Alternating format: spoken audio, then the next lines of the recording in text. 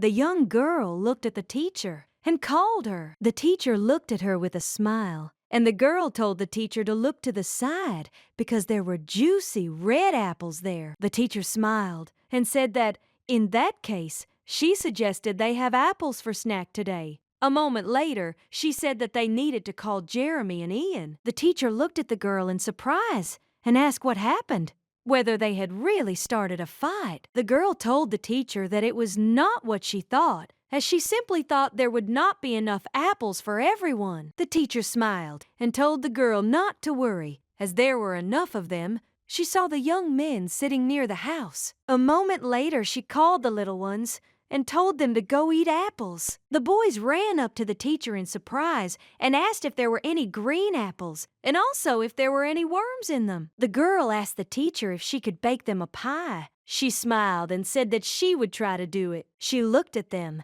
and said that while she was doing the laundry, they could go and pick as much fruit as they could. The children looked at the teacher with a smile and said that they would definitely do everything. She looked at the children and said with a smile that they were simply adorable. The teacher was slowly busy with the washing, but she still kept a close eye on them. She looked at their innocent faces and couldn't even imagine that these children would grow up to be villains, destined to wipe the empire into dust. These innocent children, the main characters of the novel, are the world's greatest villains, with Hannah acting as a secondary villain. Masha Prate, 9 years old, is a crazy witch who is planning to destroy the world thanks to an organization connected to black magicians. Jeremy Aranda, 9 years old, a greedy villain who will do anything for money, and the future founder of the Dark House Guild. Ian, 10 years old, a psychopathic tyrant who will turn the empire into a living hell in the future. Jeremy looked at the teacher and called her over. He asked if they had picked enough apples. She looked at them and said with a smile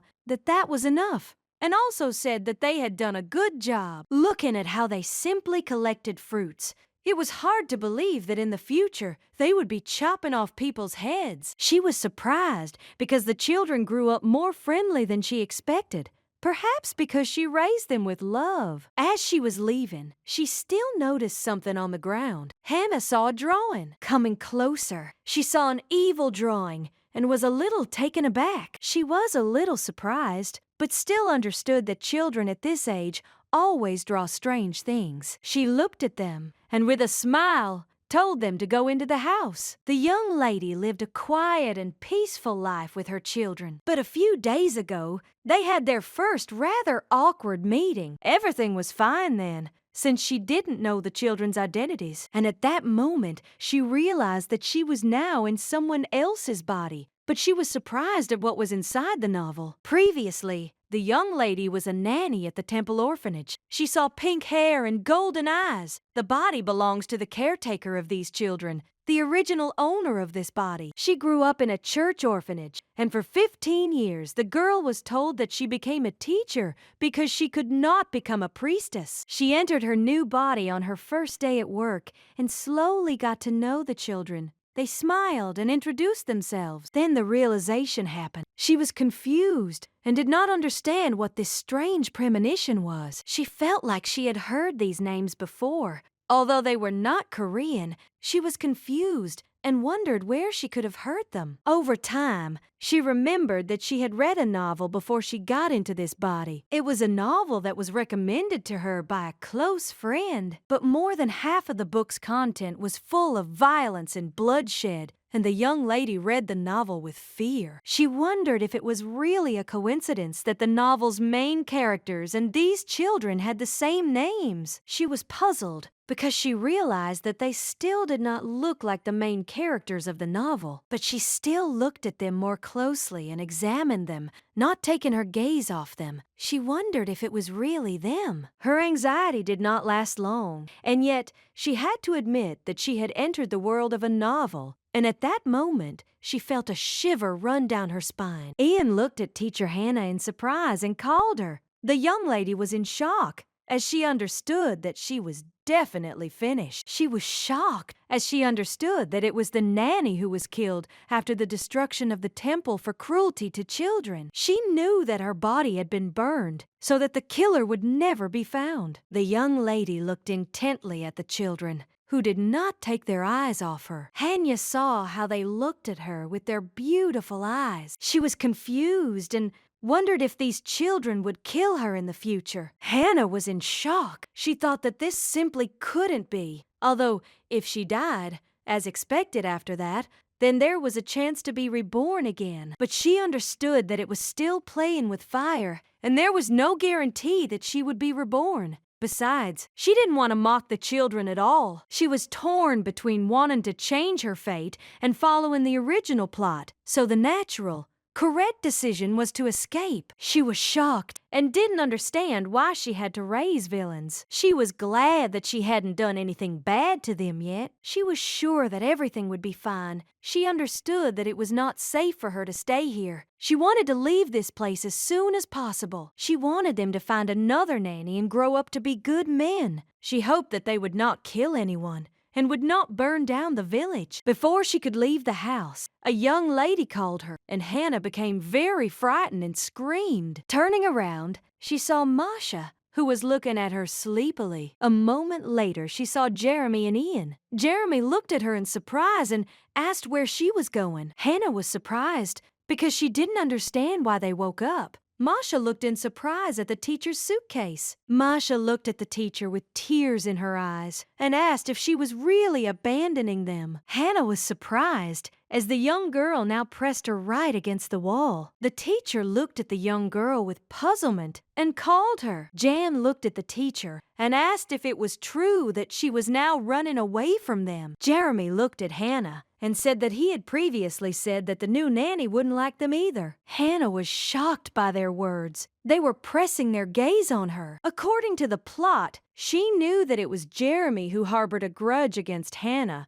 and then took revenge for the betrayal. The young lady was in shock. She didn't know what to do or what to answer them. She saw that Masha was crying. Masha looked at the teacher with tears in her eyes and called her. Hannah knew that she didn't care about their feelings, and she decided to leave. But something still held her back. 10 years ago, no matter how you look at it, that day turned out to be strange for her. Her younger brother asked her to go to the supermarket with him. Usually she always agreed, but then she was very exhausted. She looked at her brother and said that she was tired and he could go alone. Her brother gave her no peace, so she quickly sent him away. That day he was gone. He found himself in a place from which there is no return. The pain of loss stayed with her forever. For a long time, it was difficult for her to see children his age. She remembered him, and when he asked if she would go with him, that phrase still tore her heart into pieces. Masha looked at her and asked if she would really just abandon them. She saw her brother and these children. She looked at them and said that she was not abandoning them. That was why she could not leave them to their fate. She looked at them and said that she just moved to another room because she felt uncomfortable in the other one. She told them not to worry. Hannah looked at Masha and told her not to cry. Masha asked the nanny not to leave them. Masha cried and tearfully begged her about it. Hannah smiled and said that she would try not to leave them. She said that she would stay with them. Hannah looked in surprise at Jeremy and Ian, who were staring at her without looking away. She knew that these orphans would not replace her brother. Perhaps, outside of the novel, they were nothing more than fiction. But still, she could not turn away from the crying child. Their helplessness worried her even more. She didn't know whether it was naivety or pity that was driving her now, but she wasn't going to give them up now. Looking at the sweet children, she realized that she was digging her own grave. Looking at them, she understood that there was no way back, and she firmly decided for herself that she needed to raise them well. She watched them for several days. Hannah noticed that Masha was an active person. Jeremy, in turn,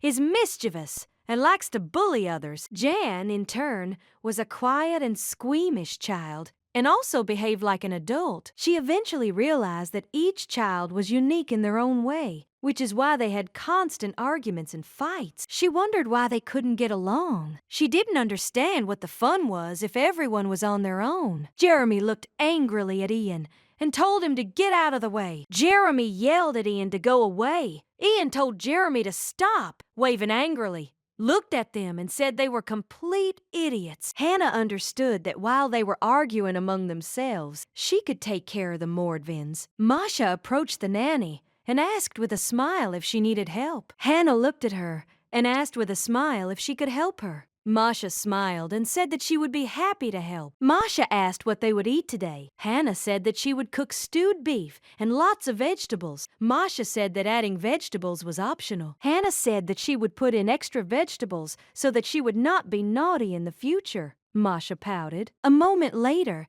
she said that everything was fine with her. Masha asked the nanny why their classes were held outdoors every day. Hannah frowned. She didn't know what to answer, since it was all because she knew almost nothing about their universe. A moment later, Hannah said that every teacher teaches differently, and Masha looked at her in surprise. Hannah said she wanted them to connect with nature, not stare at dusty pages, and she knew she sounded convincing. But in reality, she didn't understand anything. Masha said with a smile that she understood. She asked her forgiveness for her stupidity. Jeremy came closer and pushed Masha. Hannah looked at him in surprise, as she did not expect him to do something like that. Masha looked at him with a grin and asked if he thought about who he had just kicked with his dirty boot. Jeremy looked at her and said with a smirk that she was already all dirty. He said that he was not lying, as she would always be dirty. He said that she shouldn't be offended by the truth. Masha angrily pushed him, and he fell. She looked at him and said with a smirk that, of the two of them, only he was dirty, so she asked him to be a little more decent. Jeremy told her to take her hands off him. She asked why he was acting like this, and why he was making her angry. Hannah told her to stop and not hit her friend. Masha said that he didn't know where his place was and deserved to be hit. Jeremy asked angrily if she really had balls of steel to be so brave. Hannah was shocked. She asked them to calm down. Ian walked up to them and told them to stop. Hannah looked at the young man in surprise with tears in her eyes. Hannah looked at him and asked if he had come to help. Masha and Jeremy fought. Dirt flew everywhere. Jan, in turn, covered himself with a book. Jan, in turn, noticed that they had damaged his book because of their fight. He threw the book at them in anger and also threw off his gloves and turned around and left. Hannah was surprised. She watched him go and wondered what she had expected. The man looked at Hannah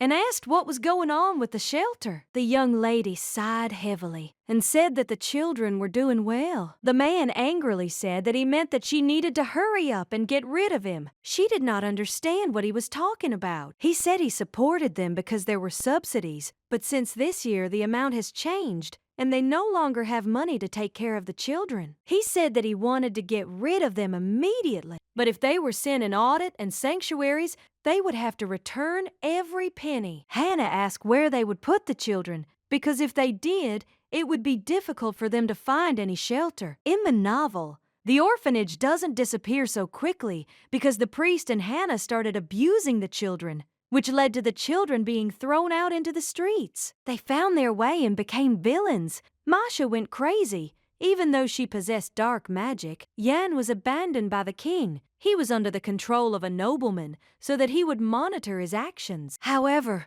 the most unfortunate of them all is Jeremy. He ended up in the criminal corner of the world and became a hand of the mafia, doing dirty work. The man said angrily that these were his problems and that caring for them to this day was enough for them to become completely grown up. He looked at her and said that she could do whatever it took to cut down on food costs. She needed to save more money. He said that, for example, he could save on food. He heard that they had meat in their diet. He preferred to remain silent and give her another chance to work in the shelter. Hannah was shocked. She was very angry with him. She wondered why he was taking it out on her with the children, since he spent all the money himself. He looked at her with fury and asked if he really should punish her like he did in childhood, so that she would finally listen to him. The young lady was shaking with fear. She understood that this was not her memory, and she should calm down and stop shaking. He looked at her and said that while their stall was not closed, they should pocket as much money as possible. The man said that Chason is now helping to find a place where the children can be placed. He told Hannah to keep an eye on them. She understood that it would be good if they sent the children to a regular orphanage.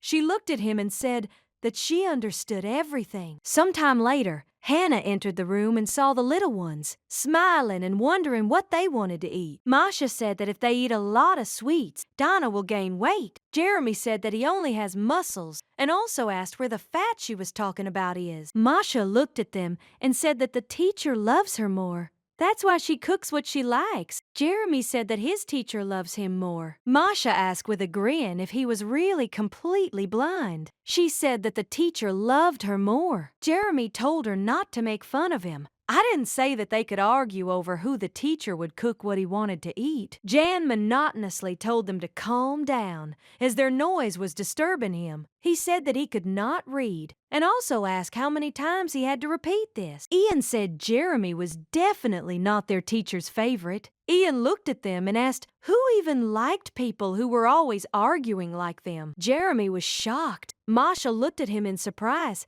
and asked if he really thought he was the teacher's favorite. Jan said with a grin that of course it was so, since she wasn't crazy enough to prefer them. Masha looked at him and asked what he wanted most. Jan said that he would like stewed fish. Hannah looked at them with a smile. Masha said that the teacher whose wish he fulfills is his favorite. Hannah slowly approached them and called them. Jeremy looked at her and asked if they could have corn chowder today. Masha said that she would like sweetbread, Jan. In turn, said that he would like stewed fish. Hannah was confused. She realized that she was in big trouble, since she could not hurt anyone. She thought she should make some soup after all, as she was afraid she might be burned alive. Even though she knew Jeremy would torture her and kill her without leaving a trace, she thought she should still make bread. Looking at Jan, she realized that her life could end at the guillotine. She wondered if she should cook the fish. Masha looked at her and asked hastily if she had decided what to cook for them. Hannah didn't answer. The children kept asking her what she was going to make for dinner.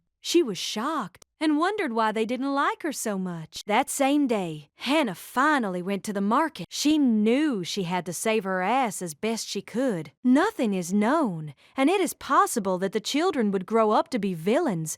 There is no guarantee that they will begin to hate her. She understood that for this reason she had to avoid childish grievances. She looked at the woman and asked how much the fish cost. The woman said that the fish cost 1 silver coin. Hannah asked in surprise why the prices were so low. The woman said that she was a teacher at an orphanage, and most likely she was hiring her for the little ones, so she decided to give her a discount. Hannah was surprised and thanked the woman with a smile. The woman told her to take the fish and that it was very tasty if it was baked. The woman said that there were not many bones in the fish, so the children could eat it. The woman said that she did not need money, since she saw the children. She said they were very thin. She smiled and said that children should eat well, and Hannah should understand this herself. Hannah smiled and said that from now on, they would eat well. Hannah smiled and thanked the woman again. She said she was very kind. The man moved closer to the woman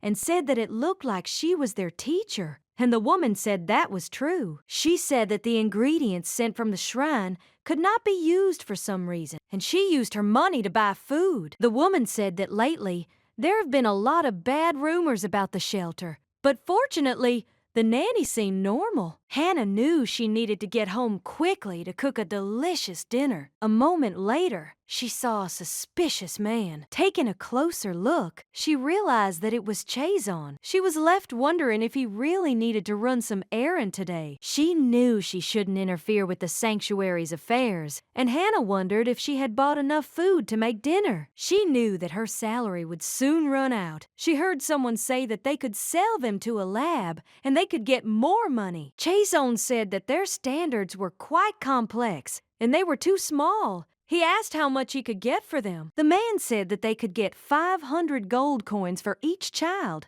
Chazon asked if it was possible to charge an additional fee for 3 at once. The man said that this is not possible now, and they will contact them after the audit is completed. During the sale, it was stated that the children must be healthy. The man asked where the children were now, and Chazon said they were in a shelter. Hannah was shocked because she knew he was planning to sell the children to the lab out of pure evil. She knew they should stand and listen to them. The sweet children were shocked because their nanny had prepared everything they asked for. They had bread, corn soup, and fish for lunch. Masha said with a smile that there was no need to prepare bread and fish. Hannah said she had made it clear she had no preference. Jeremy said his bread was the best. Hannah just laughed and looked at the young children with a smile. But a moment later, she frowned as she realized they might be sold to a lab. Hannah understood that she couldn't sit back and do nothing. She was in a situation where her salary was just a few pennies. She was puzzled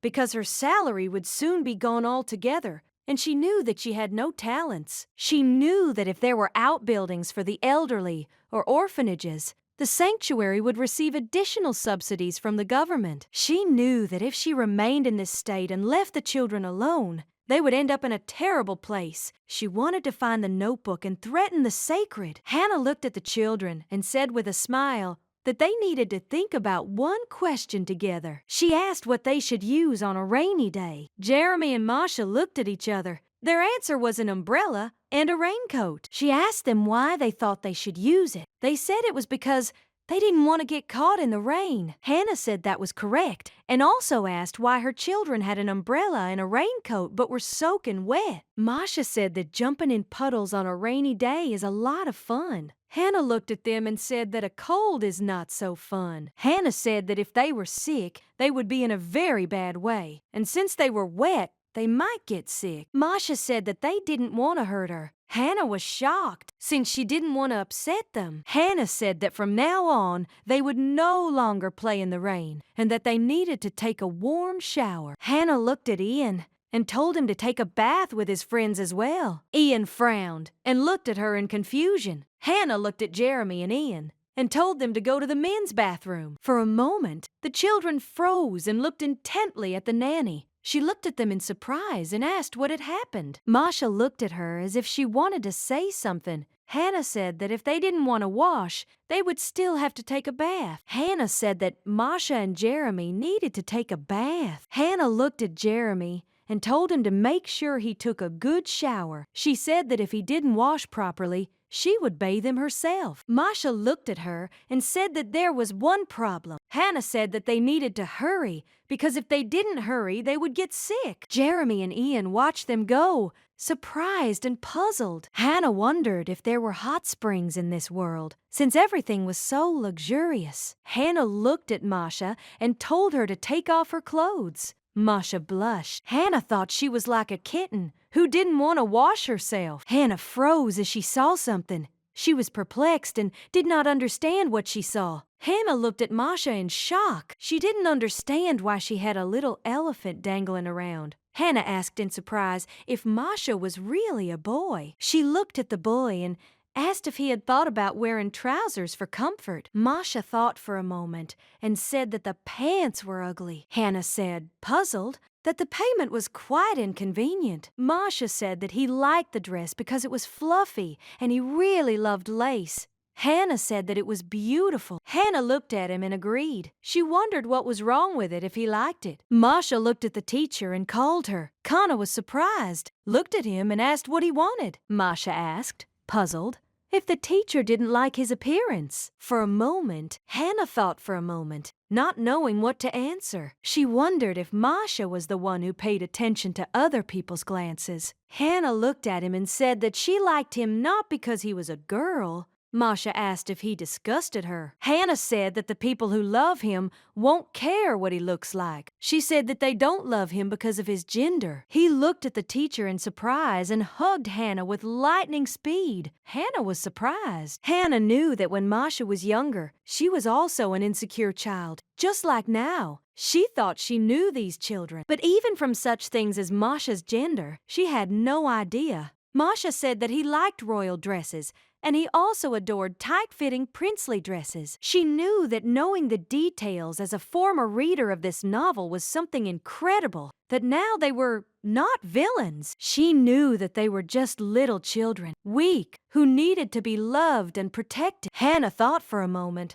not knowing whether she would have to buy men's or women's underwear. Today, she was a little away from the death by fireball ending. She knew that in this world no one likes to ask for something. She knew that she shouldn't beg the priest who had gone mad. The priest looked at her closely and asked if she was asking for a raise again. Hannah looked at him puzzled and said that she was. He said that she did not know how to manage her money. While she was eating and sleeping in the sanctuary, he did not understand where her salary went. He said that she was probably spending it all on junk food and drinks in some dodgy store. He said he would take care of it. She thanked him, but was still very angry. The priest looked closely at Hannah and asked if the children were okay. She looked at him in surprise. A moment later, Hannah said the children were fine, and she knew he hadn't asked that in good faith. The priest said that this was very good, and she could now leave. She looked at him and slowly walked away. As she left the priest, she froze in the doorway. She looked up to see Chason. Hannah greeted him. He looked at her puzzledly and also greeted her. A moment later, he looked at her and asked how the children were doing. She understood that he was a rat, since he was only interested in them in order to sell them. The lady sighed heavily and said that they were feeling well. He looked at her and asked if they were hurt in any way. Hannah was furious because he was now pretending to be an angel in front of her. She said that they were soaked in the rain and had no appetite. They should eat well, but the ingredients in shrines were not of very good quality. She said that once a child gets a cold, it's already bad. Their body is also quite weak, and it can develop into a serious illness. He looked at her in surprise and asked if they needed medicine. She understood that he was worried, as he would like to get more money for the children. She said that instead of medications, they may need quality foods to make their bodies stronger and healthier. He looked at her and said that she could write what they needed. She looked at him in surprise and thanked him. Hannah said that in that case, she would give him the list before dinner. He agreed and said that in that case, he would go to meet with the great priest. She smiled and said that he still works a lot. As soon as her companion stepped through the door, she leaned intently against the door in order to listen to their conversation. Hannah heard them talking about selling children after the last audit of the orphanage was completed. She felt a little ashamed that she hadn't told him about the notes, but she was sure of one thing. She had to come up with a solution before the summer. Hannah knew that people who had raked in so much money would always take bribes, and she wanted to find evidence of their guilt. She entered the office because she wanted to check where there might be evidence. She wanted to check the picture frame, the box, and the bookshelf. She knew she had to look behind the bookshelf first, as that was the most suspicious place. She pushed the book aside, and dust fell on it, making her confused, because I realized that they only cleaned the most visible places. Looking at all the dust,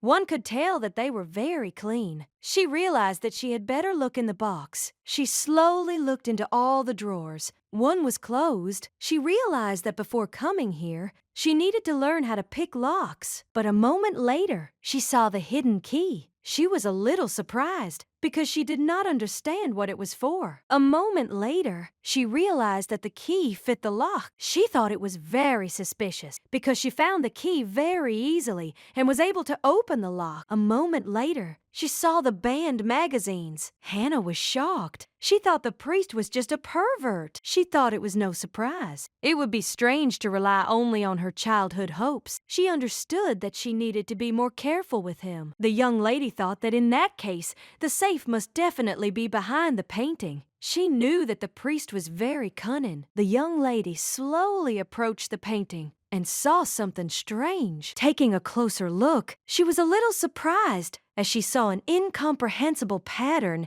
and realized that it was not from the sanctuary. The young lady brought the candle closer to the pattern and was confused as she saw numbers. She was confused and didn't know what she had just seen. But she still didn't find the safe. She hid everything as she thought she had had enough of searching for today. Hannah approached the children because she heard them arguing very loudly. She was shocked because they had a very bad conversation. Hannah looked at them intently, not understanding what they were arguing about. Hannah approached Masha and quietly asked what happened. The boy said that no matter what Jeremy did, Ian always interfered with him. She asked why. Masha said that Ian said that Jeremy's toys were too dirty, and a few more sweet words. Hannah was at a loss. Hannah asked in surprise, since when Jan had been so clean? Masha said that he had always been like that. Hannah asked in surprise if it had never been dirty. Masha said that it used to be better, but that it was getting worse and worse every year. Hannah knew this wasn't a problem she could turn a blind eye to, and so the mission to rid Ian of his purity began. Hannah looked at him and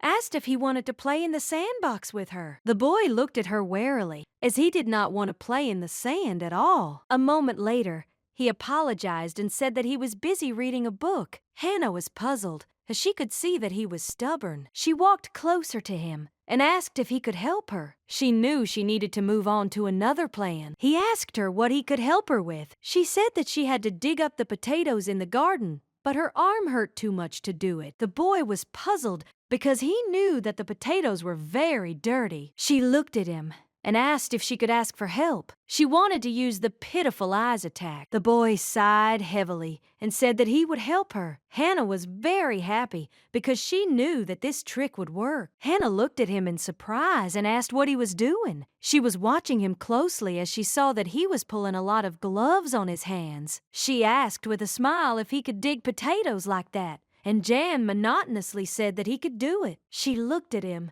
and asked if his hands weren't plumper than the potatoes themselves. He said he could handle it. She asked in surprise if he could move his arms. Jan said that he was fine and he could handle it. She understood that he was fine. He couldn't even hold anything in his hands. She wondered how such a person could become a tyrant. She said that the soil grew delicious potatoes, and it wasn't that dirty. He said it was because they washed it before they sat down. She said that she would just rinse it off the ground, and that she would still have to cook it later, and the young man was stunned. He looked at her and asked why she didn't wash the potatoes thoroughly. She looked at him in surprise. The young lady saw his angry look and was shocked because she did not expect such a thing. A wave later, he asked her for forgiveness and said that he would go inside first. Hannah called him, but he did not answer. Hannah pushed the plate closer. Ian said he wasn't hungry. She said he could eat whenever he wanted. Hannah looked at them and told them to try the potatoes that Ian had dug up. The children were surprised that he had touched the dirt. Jeremy said he was too clean for that. And anyway,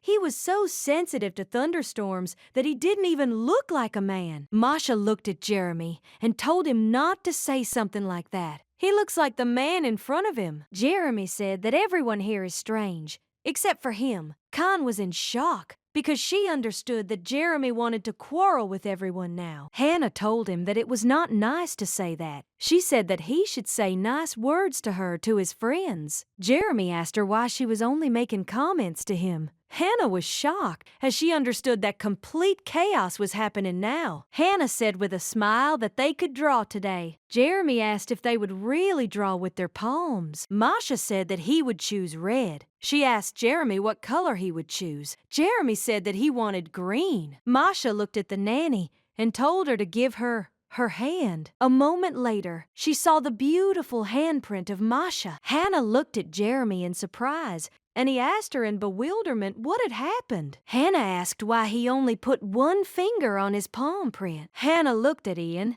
and asked if he wanted to join them. Ian turned away and didn't answer her. Hannah said that they could paint their hands together. She looked at him and said with a smile that it would be a lot of fun. The boy in turn looked at her sullenly. She asked him what happened. She said that it would be very sad if his palm prints were not with theirs. She said that to do this, she needed to take off his gloves. A moment later, she took off the gloves. The young man was taken aback and looked at her with fear. A moment later, Hannah applied yellow paint to his palm, and the boy looked closely at her hand. Jeremy said that his face was now completely pale. Masha asked in confusion if everything was okay with Ian. Hannah was confused, wondering if she had been too hard on him. Hannah looked at him and asked if everything was okay with him. The boy said that everything was great. A moment later, he said that he hated her with all his heart. The young lady froze in shock. She looked at him and asked what happened to him. He told her with anger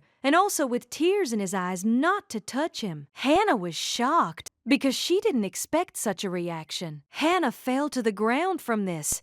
Masha said that Jan was too rude. Hannah wondered what she had done. Hannah knocked on the door and told the boy to leave warm milk and sweets outside the door. And she also apologized. She said she meant well, but unfortunately she went too far. She said he wasn't obligated to accept her apology. Hannah sighed heavily and said that raising children was a very difficult task. She wondered if it was right to change children to the standards of adults. She was shocked because she didn't know a lot of things and understood that it was wrong. She screamed at the sky and asked the Lord to give her at least some kind of answer. Jeremy looked out the window at the nanny. He said that it turns out that they are all crazy here. Coming closer to the door, Kana saw that the tray she had placed at Jan's door in the evening was untouched. She sighed heavily. Masha asked the teacher how many times she sighed today. Jeremy told the teacher not to pay attention to the boy, as it was stupid to worry so much. Hannah looked at them and asked if there would be an outdoor lesson today. Jeremy asked if it wasn't raining outside now. Hannah said they could try teaching the lesson in the rain, since life isn't always so sunny. She was taken aback and said that that was not what she meant at all. She said that it would be interesting to observe the snails. Jeremy said he likes snails because they are sticky and soft. Masha looked at her and said that the rain was very good. Hannah was taken aback as she heard that it was raining outside. She ran to the door in a hurry as she realized that Yana's blanket was outside. They understood that if he found out about this now, it would be funny. Jeremy said that it was even better that he was not with them now. Hannah ran hurriedly into the rain to get a blanket. She saw that it was soaking wet, and with tears in her eyes, she said that she was still destined to meet the guillotine. Hannah carried it slowly, as it was very heavy. A moment later, she slipped and fell. She knew she had screwed up, and it was ruined. A moment later, she fell to the ground. Hannah laughed because she thought she was going to die of shame. Hannah thought that this was a disaster after all. She looked at the sky in surprise as she saw that the rain had stopped. Opening her eyes, she saw Ian in front of her. Hannah was a little surprised. Getting up, she asked what he was doing here. He looked at her and, holding out his hand, said that she might catch a cold. She looked at him in surprise. Hannah looked at him and said she was dirty. He said he knew it. She offered him her hand, and he grabbed it tightly. Hannah looked at him with tears in her eyes. He pulled her by the hand and told her to come to him. A moment later, she hugged him tightly and asked for forgiveness. The young man shuddered, but hugged her anyway, and they sat in silence in the rain for a while. Jeremy said he bet his tooth that their neat guy was worried about his wet blanket. Masha said that the mentor should have been only his. Jeremy glared out the window, but said nothing. Hannah eventually got sick, looked at the young man and said that she was fine, and that he could also leave because he could get sick. Ian looked at her and sighed heavily. He took a stool and moved it closer to her. Hannah looked at him and said that he could get infected and get sick. He looked at her and said that he didn't like dirty things. Ian said, looking at the mentor, that people say that he is dirty. Hannah was taken aback by his words. He said that he is trash that stuck to things. He said he didn't understand it before, but over time, he realized that by dirt, they meant something else. According to the plot, Yan is a prince abandoned by the ruling dynasty. His father conceived him outside the family, so the boy became a disgrace to the family. He looked at her and said that he had been thinking about being killed so that he could get rid of the blood and finally be clean. He said he knew it was all futile, and yet he realized his obsession with cleanliness had not gone away. He said that she didn't really feel any hatred towards her, and he hoped that she didn't feel any hatred towards him either. He said that he hoped she would accept him. Hannah looked at him and said that he was not dirty, and for her, he was the most valuable person. She looked at him and said she wanted him to know about it. She said with a smile on her face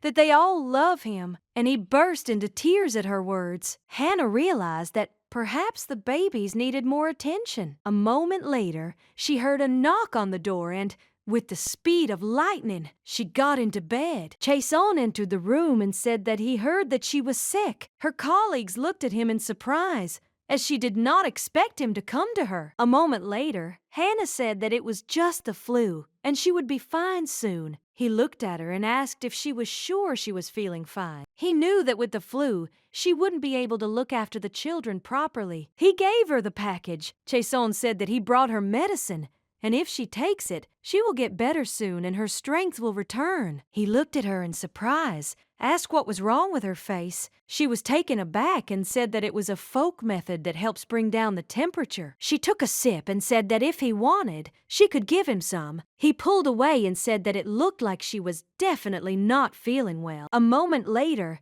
he said that people from the main temple would be visiting them next week as they wanted to check the building. The young lady understood that in such a case, the children had to look perfect, looked at him intently, and said that she understood everything. As he left, he told her to get well soon. The young lady looked at him with a keen gaze and thanked him. She thought for a moment. As she didn't know where the main temple was, she wondered if it was also full of dubious people like here. Masha looked at her and asked if she really felt much better. Hannah smiled and said that she was almost cured, but for now, she would not get too close to them so as not to infect them. Jan looked at her in surprise and asked if she was really throwing something away. She said she just wanted to throw out regular trash, but in reality, she was throwing out the medication that Chason had given her. She looked at them intently and said she thought they would like her idea. She smiled and asked if they wanted to go to the market today. Jeremy asked with a smile if they would buy something tasty. He said that the sweet bread that was sold at the market was the most delicious. She said that they would certainly buy it. Jan said that he needed new gloves. Masha said that he would like a new doll. Hannah smiled and said they could go and celebrate her recovery. Hannah approached the woman and asked her for 8 pieces of sweetbread. Masha looked at her in surprise and asked why she wanted to buy exactly 8. Hannah said that they would not buy 1 piece for each person because it would be sad. Jeremy looked at the delicious bread in surprise and said with a smile that it was very big. Hannah took a bite of bread and winced because it was very hot. She told the children to be careful. A moment later, the children were eating the delicious bread with gusto. She smiled with tears in her eyes and asked what they would buy first. Masha said that they should first buy 1 beautiful doll. She looked at them and asked if they were sure about this. Hannah was taken aback as she felt strange glances directed in their direction. Jeremy walked up to the teacher and called her. Hannah looked at him and told him not to talk with his mouth full. She looked at him and asked if he wanted to go for a walk somewhere else. A moment later, they heard someone talking to them. Hannah jumped. Jeremy looked away and asked if they were talking to them. A moment later, men came out from around the corner. Hannah looked at them intently, as she was very scared. A moment later, Hannah told the children to stay behind her and wait for her here. The children agreed with her. Jan looked at his mentor and called her. He said that he needed to talk to her about an adult topic. Hannah looked at them and asked if they could see the red roof. She said that they should run there if they heard her scream. Ian looked at her and asked if they should go to the butcher. Hannah looked at the young man and told them to run there, since the butcher was very strong among them all. Jan looked at her questioningly and puzzled. Hannah smiled and said that she would return to them soon. Hannah was in shock as she realized that she had bought nothing but sweet bread, and now all her savings would be stolen from her. Hannah approached the men and asked why they had called her. One man said that they did not want anything important from her, His companion hit him and called him a rude word. He said that they couldn't steal anything from her, since she was a teacher from an orphanage. His companion looked at him puzzled and said that he just wanted to ask where they could buy such bread, since the children ate it with gusto. Hannah thought that they might not worry since they were both idiots, but she also thought that maybe they were just clowns. Hannah looked at them and asked them to calm down a little. She said that they did not need to quarrel. Hannah said that they could buy sweet bread at the entrance to the market. She said that she could give them her bread. Masha looked at her friends and asked if he was the only one who thought those strangers were dangerous. Jan looked at his friend and asked if he had only just realized this. Masha smiled and said that he actually assumed that the teacher might tell them to run, but it was surprising that she followed them so confidently. He said that he was now wondering if their teacher, a martial arts master, Jan asked his friend if they would go to the butcher shop. Jeremy smiled and asked why they would call someone else if they had him. Jeremy said with a smile that he would definitely save the mentor from the hands of the villains. His friends looked after him, puzzled. Jeremy came closer to the mentor and called her. Hannah looked at him in surprise, as she did not expect to see him here. Jeremy looked at them and asked what was going on. Hannah looked at him confused, as she didn't know what to answer. A moment later, Jeremy noticed a beautiful sword. He walked up to the man with shining eyes and said that he had a cool sword. Hannah was puzzled. She thought he chose the wrong time to say that. Hannah hugged Jeremy and lifted him up. She looked at the men and told them to take the money. They in turn said that they didn't want their money. Jeremy, in turn, screamed with tears in his eyes because he wanted to touch the sword. Hannah covered his mouth with her hand because she did not want him to say anything else. She looked at the men and said goodbye to them while wishing them a good day. Hannah looked at Jeremy and asked why he followed her. Jeremy looked at her in surprise and asked why she gave them her bread. I looked at her in surprise and asked if she really left her bread to bad people. Hannah, realizing that it was better to give away the bread than all the money, smiled and said that the men were simply poor, so their mentor helped them. Hannah looked at the boys and said that she always tried to help people in need. The boys looked at each other, but did not answer. Hannah looked away in surprise and asked where Masha was. Jan looked at his teacher and said that she had gone to the butcher. Hannah thought for a moment as she saw and heard loud stomping. Hannah screamed as she saw the butcher running behind Masha. He looked at them threateningly with a knife in his hands. Hannah looked at him and tried to calm him down. She said with a smile that everything was fine now and she didn't need his help. The man looked at her and asked if everything was okay. Hannah smiled and said that everything was okay. She looked at him and thanked him for coming and deciding to help them. The man said that he could not leave them in trouble. The man told them to be careful, as it was a very dangerous area. Hannah looked at him and said with a smile that she had already heard about this. The butcher looked away, as he was very embarrassed by her smile. A moment later, the butcher left them. Hannah looked at Masha and said that they could go and buy a doll. Masha looked at the teacher with joy. Anna asked him how Lyuba wanted a doll. Masha said that he didn't mind a teddy bear, but he really wanted a princess too. Hannah told him to think carefully and choose one thing. Hannah looked at Jan and asked if he wanted anything other than gloves. Ian said that he didn't need anything else. Jeremy looked at the mentor and said that he really wanted the sword. The young lady thought for a moment, remembering the sword that one of the men had. Hannah said that she can't buy him a sword because it's too dangerous. Jeremy said that every hero should have his own sword. Hannah said that she did not intend to repeat herself and would not buy him a sword. Hannah looked at Ian and asked if he wanted to read a book, since there was a bookstore nearby. Jan became embarrassed and said that it was possible to buy one book. A moment later, Hannah heard Masha's joyful cry. Hannah looked away in surprise. Hannah looked into the store and asked the boy what he saw there. Masha was surprised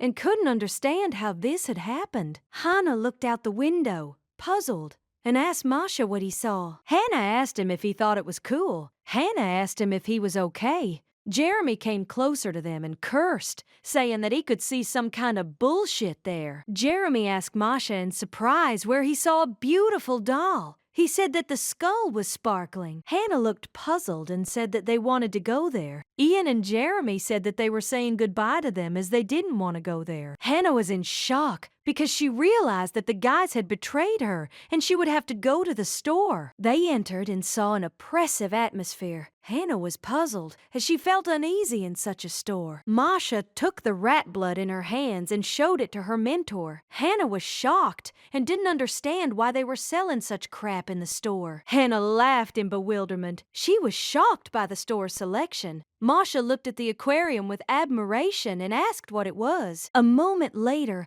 a woman came up to them and said that this fish was a man-eater. Hannah got scared and screamed. Masha said that it was very creepy. He sheepishly said that he wanted to touch the fish.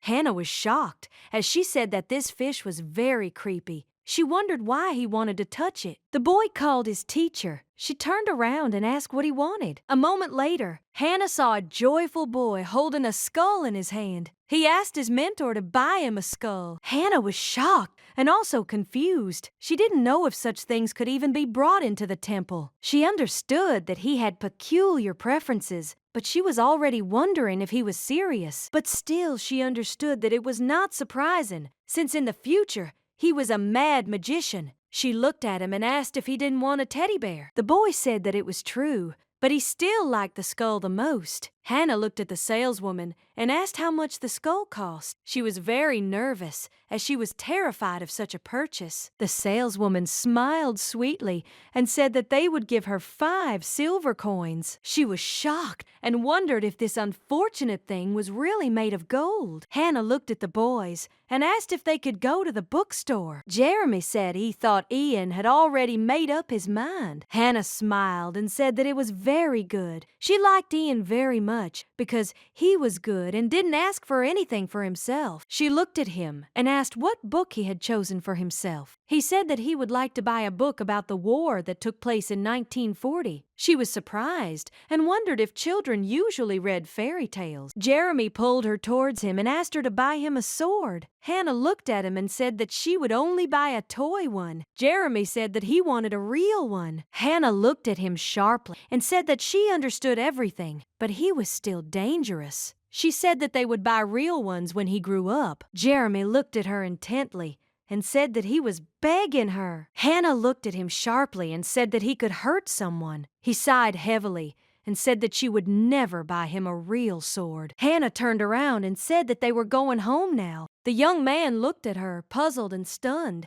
as he did not expect her to say that they were already leaving. A moment later, she saw the cherry pie and called the children. Hannah was surprised, looked at them and asked where Jeremy was. Masha said what he thought. The boy was so angry that he didn't even leave the room. Hannah thought for a moment and frowned, as she was very puzzled by his behavior. She looked at them and asked if they had washed their hands. They said with a smile that they had done everything. Hannah said that they could start eating, and she would go and see what happened to Jeremy. Hannah knocked on the door and told Jeremy that it was she who had come. She asked him if she could come in. Hannah looked at him in surprise as she noticed that he was eating cookies. Jeremy was shocked. He started hiding the gingerbread he ate in the techie. She was a little surprised and wondered why he always hides everything like a parasite. Hannah looked at him and asked with a smile if he was upset about today's incident. She was very worried about him since he began to eat poorly. Jeremy, in turn, lived through the cookies and said that he was not upset, but Hannah knew that was not true, and he really was upset. Hannah looked at him and said with a smile that she was still sure that he was not safe for him. Jeremy sighed heavily and said that he knew it. Hannah looked at him and said that the next time someone taught him how to use a sword, well, she would definitely buy him one. He looked at her in surprise and asked if she was serious about it. Hannah smiled and said that everything was exactly so, and the mentor would buy him his first sword. He looked at her and asked if she would promise him. She smiled and said that of course she would promise, that she would buy him a sword. She smiled and asked if he wanted to go and have some cake. He smiled and agreed. Masha looked at her friend and said that she would eat his piece too if he didn't come. Jeremy looked at the cake in surprise. Masha said that the mentor was probably very worried about him. Jeremy smiled as he was surprised that there was a sword drawn on the cake. He was very pleased. Hannah lay on the ground smiling. She saw that today was a beautiful day. A moment later, she heard some noise. Turning around, she saw that Masha was digging something, and she told him not to climb into the rat's hole, as he would scare her. Hannah looked at Jeremy and told him not to climb trees because it was very dangerous. Hannah looked at Ian and told him to go outside and get some fresh air and sun. Hannah sighed heavily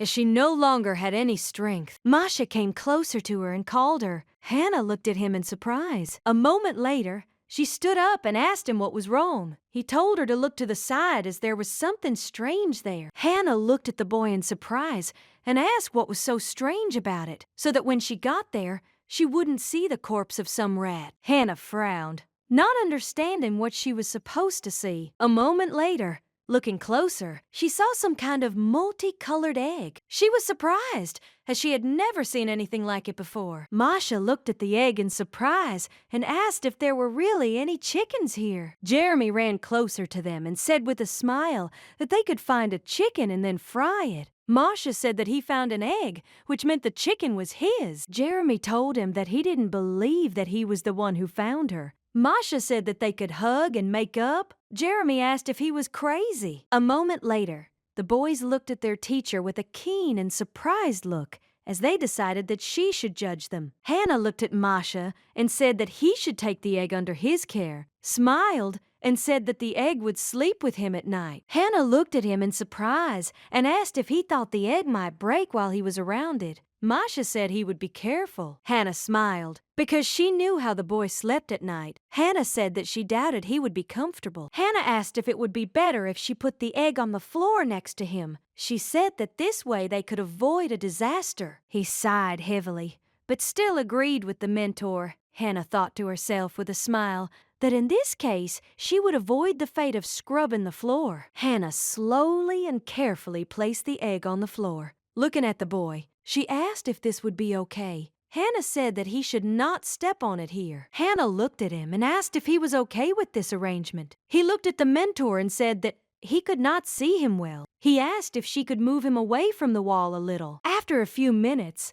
Hannah said that it seemed like the egg had found the perfect place to spend the night. He looked at the mentor and said with a smile that this was good, and also asked her to cover him with a blanket. Hannah smiled and agreed, but she still knew she was being silly. A moment later, she wished them both good night. The boy also wished his teacher good night with a smile. As she left, she looked intently at the boy. She was glad that everything had turned out this way. The priest looked at her and said that an inspection would soon be coming and that everything needed to be done to the highest standard. She agreed with him, and he told her not to worry, since the main temple would not be conducting a general inspection this time. He said he would just take a quick look at their shelter. The priest said the children should be in the best possible conditions. He said earlier that he hoped he wouldn't have to blush because of her. She was furious and hoped he would be caught in the act. The priest thought for a moment and said that this time a lot of people would come to them. He said that if they had been more organized then, their priest would not have judged them so poorly. Hannah was puzzled because he made her nervous. She smiled and told him not to worry so much, as she would look after the children. He said that he was informed that they were late and that they would arrive late. The priest told her to be ready. She sighed and agreed with his words. She understood. She knew that she understood this better than him, and already knew everything. She did not understand why he was repeating this. Hannah looked at the cute children and said that they had cleaning planned for today. They looked at her in surprise. A moment later, they asked if they should clean up. Hannah said that was right. She looked at them and told them not to make such faces. She said that if they had not cleaned up, they would now be living among a mountain of dust. She looked at them and gave each of them a tool. Hannah smiled and told them to get to work. I looked at her in surprise. Jeremy looked at his mentor and asked why the sudden cleaning. Hannah looked at them and said that important people from the main temple should visit them soon. Masha looked at her in surprise and asked if someone like the high priest would really come to see them. Hannah smiled and said that was not true, as more important people would be coming with them. She looked at them and asked if they didn't think it would be nice to greet their guests clean. Jeremy looked at her in surprise and asked if she really made all this fuss just because of that. Hannah smiled and said that when he grew up, he would understand why she did this. She looked at them and with a smile told them to move and not make such sour faces. The boys sighed heavily. Hannah stretched and sighed heavily. She was tired after a long day of cleaning. Hannah turned around and looked at Jeremy in surprise. A moment later, she told him not to sweep where she had just cleaned. He sighed heavily and agreed with her. Hannah looked at Masha and asked if he really wanted to break the egg. She asked if he could leave it for at least a few minutes. The young man said that the egg could die if the temperature dropped sharply. Hannah looked at Ian and said that the whites were not dry yet. She asked him to hang them back. Hannah sighed heavily. She understood that this could be considered part of her upbringing, but everything was already very difficult for her. Masha looked at the guests in surprise. The priest looked at the guests with a smile and thanked them for coming to them. Hannah looked at them in surprise, as she did not expect them to arrive so quickly. The priest looked at the guests and said that they probably had not eaten yet. He asked if they were hungry. The young man looked at his teacher in surprise and asked if these were really their guests. Hannah said that it was probably them. The young man said that he thought they would be decrepit old men like them. Hannah was shocked because she didn't expect him to say something like that. The priests looked at the children in surprise and asked who it was. The priest smiled and said that this was their church teacher for the younger children. The priest said that the girl was very kind and sweet. Hannah looked at him intently because she realized that he did not even know the names of the children. The priest looked at them in surprise and said with a smile that it looked like they had a junior school. He said that he was very pleased to meet them. He said that his name was Curtis and he was from the main temple. Hannah smiled and greeted him. She said her name was Hannah and she was an elementary school teacher. A moment later, she introduced the children. Curtis smiled and said it was a pleasure to meet them. Curtis looked at her and a moment later introduced the high priest Caesar. He said that Caesar was in charge of all this. Hannah looked at him in surprise as she wondered if he was in charge. She was shocked because he was very handsome. She looked at him intently because she could not look away. She muttered to herself that he looked somehow unusual. Curtis said he was the only one like him and patted Caesar on the shoulder. He then introduced the paladin Moses. Moses looked at them sullenly and nodded. Jeremy moved closer to Moses as he noticed he had a shining sword. Hannah smiled and said that Jeremy really loved swords. She said with a smile that children at that age were all the same. Curtis smiled and said that they should not be shy, said that as long as this sir was here, he was completely at their disposal. Curtis looked at the young lady and said with a smile that he was already forced to leave them. She smiled and said goodbye to him. Jeremy smiled. He was delighted with the sword. Masha said that he thought it was very beautiful. Hannah agreed. Hannah smiled and quietly told Masha that guys with glasses are usually very smart, so they look even more attractive. Masha looked at him and said that he was talking about the guy with white hair. Hannah was surprised and asked if it was really that guy with the lost look. Masha said that he really liked his indifferent expression. Hannah smiled and said that Masha had peculiar tastes. Hannah wondered what was so good about a guy who didn't care about anything. Hannah looked at them and said that it was time for them to go eat. Hannah pulled Jeremy along and told him he was going the wrong way. She told him to follow her. Hannah hung up the laundry slowly,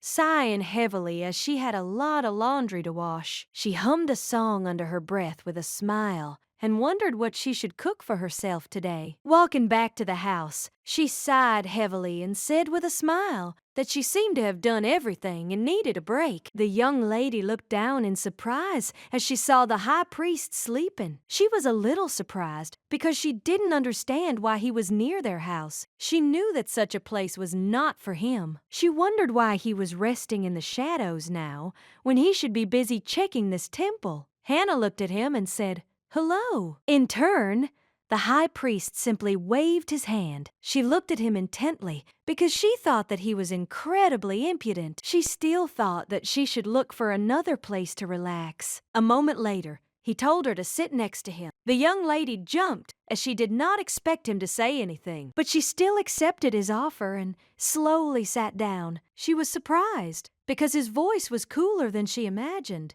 and even a little hoarse. Caesar looked at her with a keen gaze and asked how long she had been working here. The young lady smiled and said that she had just recently started working here. Caesar said that he thought she was very good with children. She looked at him in surprise and asked when he had managed to see them. Caesar said that he had been lying here since early morning. She smiled and said that it meant he had little to do today. He sighed heavily and said that it was the opposite. She smiled and said that she thought one should rest, even when a lot of things had piled up. Caesar said that important information usually slips out in the most inconspicuous places. She looked at him because she did not understand what he was talking about. Hannah looked closely at the high priest and noticed that he was very observant. Caesar looked at her and said that he thought this temple had rotted away long ago, but he was wrong. She looked at him in surprise and asked why he thought so. He said that there was something good in it. Caesar looked at her and said that she worked as a primary school teacher here.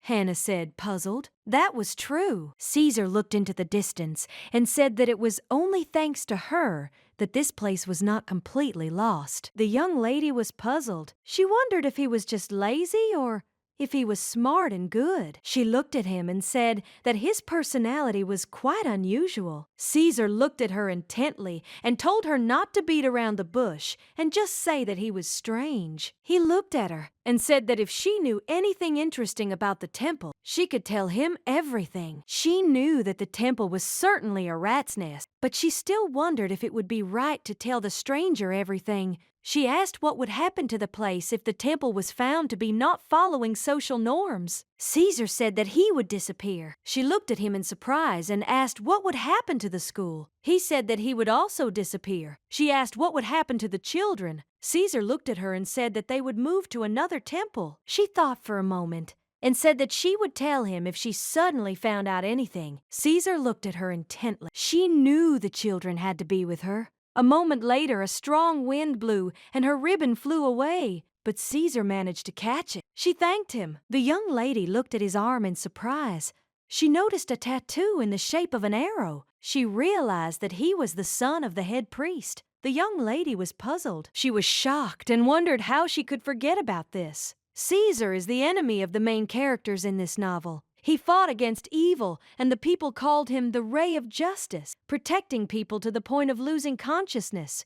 Caesar was a priest with a loyal character, like a villain. His red arrow was a ranged weapon. He was able to recreate a golden bow, thanks to the ability. When the tattoo shone, thousands of arrows flew straight at the enemy, usually using its power to destroy opponents. She understood that he was the main danger to her children. She was in shock and wondered how she could forget about it. The young lady looked at him intently. She wondered if this was really a dream. The Gap looked at her in surprise as he saw that her face had changed. He sighed heavily and said that it was very hot today. The young lady was puzzled and was infuriated by the fact that he could destroy everything in the world with his tattoo. Jeremy ran up to his mentor and called her. She looked at him in surprise. Hannah looked at him and asked if he was okay and what happened. Jeremy said that something happened to Masha. Hannah looked at him in surprise and confusion and asked if Masha was hurt. Jeremy said that Coco hatched. Hannah looked at him in surprise and asked what he was talking about. Jeremy pulled her hand and told her to follow him. Masha looked at the teacher and told her to introduce herself, since this was Coco. Hannah looked at the boy in surprise and confusion and asked if chicks could be that color and have horns on their heads. Hannah said he was chirping in a really weird way. She said that just couldn't be happening. Masha said that when the egg cracked, Coco jumped out of it. He smiled and said that Coco thinks that he is his mother. Hannah looked at the young man in surprise and asked how he took care of the chick. He said that he warmed it every day and hugged it tenderly. Hannah was surprised. She wondered if this is what chicks look like. She knew that they were usually blind, bald, and ugly when they first hatched, but she still wasn't entirely sure. She thought that it was most likely due to the Masha's hidden magic. Hannah looked at Coco and asked the boy what he ate. She hoped he would say that he didn't like meat. Hannah sighed heavily. She was in shock, as she lived in a school with 3 villains and a maniac priest. She was in shock and couldn't understand anything at all. She didn't understand what kind of chaos was happening here. She knew that the temple was on the verge of destruction, and the school could disappear at any time. She realized that she was in a hopeless situation. She wondered when this nightmare would finally end. Hannah sighed heavily and said that she thought she was getting hungry. She thought she could eat the cake that was left over today. She slowly walked into the kitchen when she suddenly heard something. A moment later, she saw Priest Chazon. Hannah was surprised as he was acting very suspiciously. She looked at him intently, as if he was asking to be followed. Knowing nothing, she would not have seen anything suspicious about it. She was a little surprised and confused and wondered what he was doing near the bathroom. She thought that most likely he just decided to wash himself before going to bed. But a moment later, she saw him rising. She thought that she had imagined it,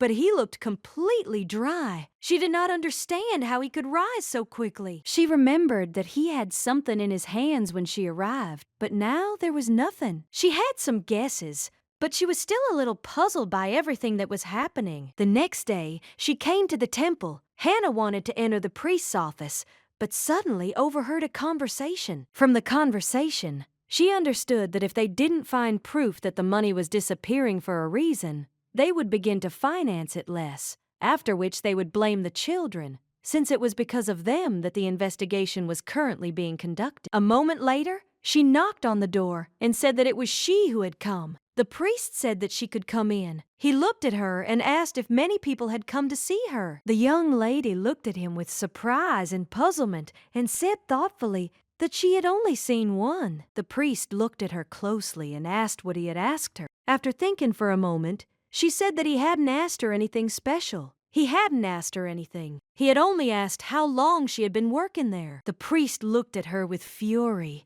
and said that he hoped for her understanding, because if this visit went badly, then it would all be over for them. She looked at him closely and said with a smile that she was trying her best. She understood that he should just forget about everything, since they had no chance of making a good impression on the test in the first place. A moment later, the priest knocked on the door and asked if the high priest was there. They looked at the door in surprise. The priest rushed to the door and said that he was here. Hannah was surprised, as she understood that this old man's face immediately changed during the inspection. Curtis looked at them with problems, but also wished them good morning. The priest looked at Curtis in surprise and asked with a smile what he was doing there so early. Curtis said he needed to talk to him, so he decided to come in now. The priest smiled and told him to come and sit down. Hannah looked at them and with a sweet smile asked if she could leave them. She looked at them with a smirk, because it seemed to her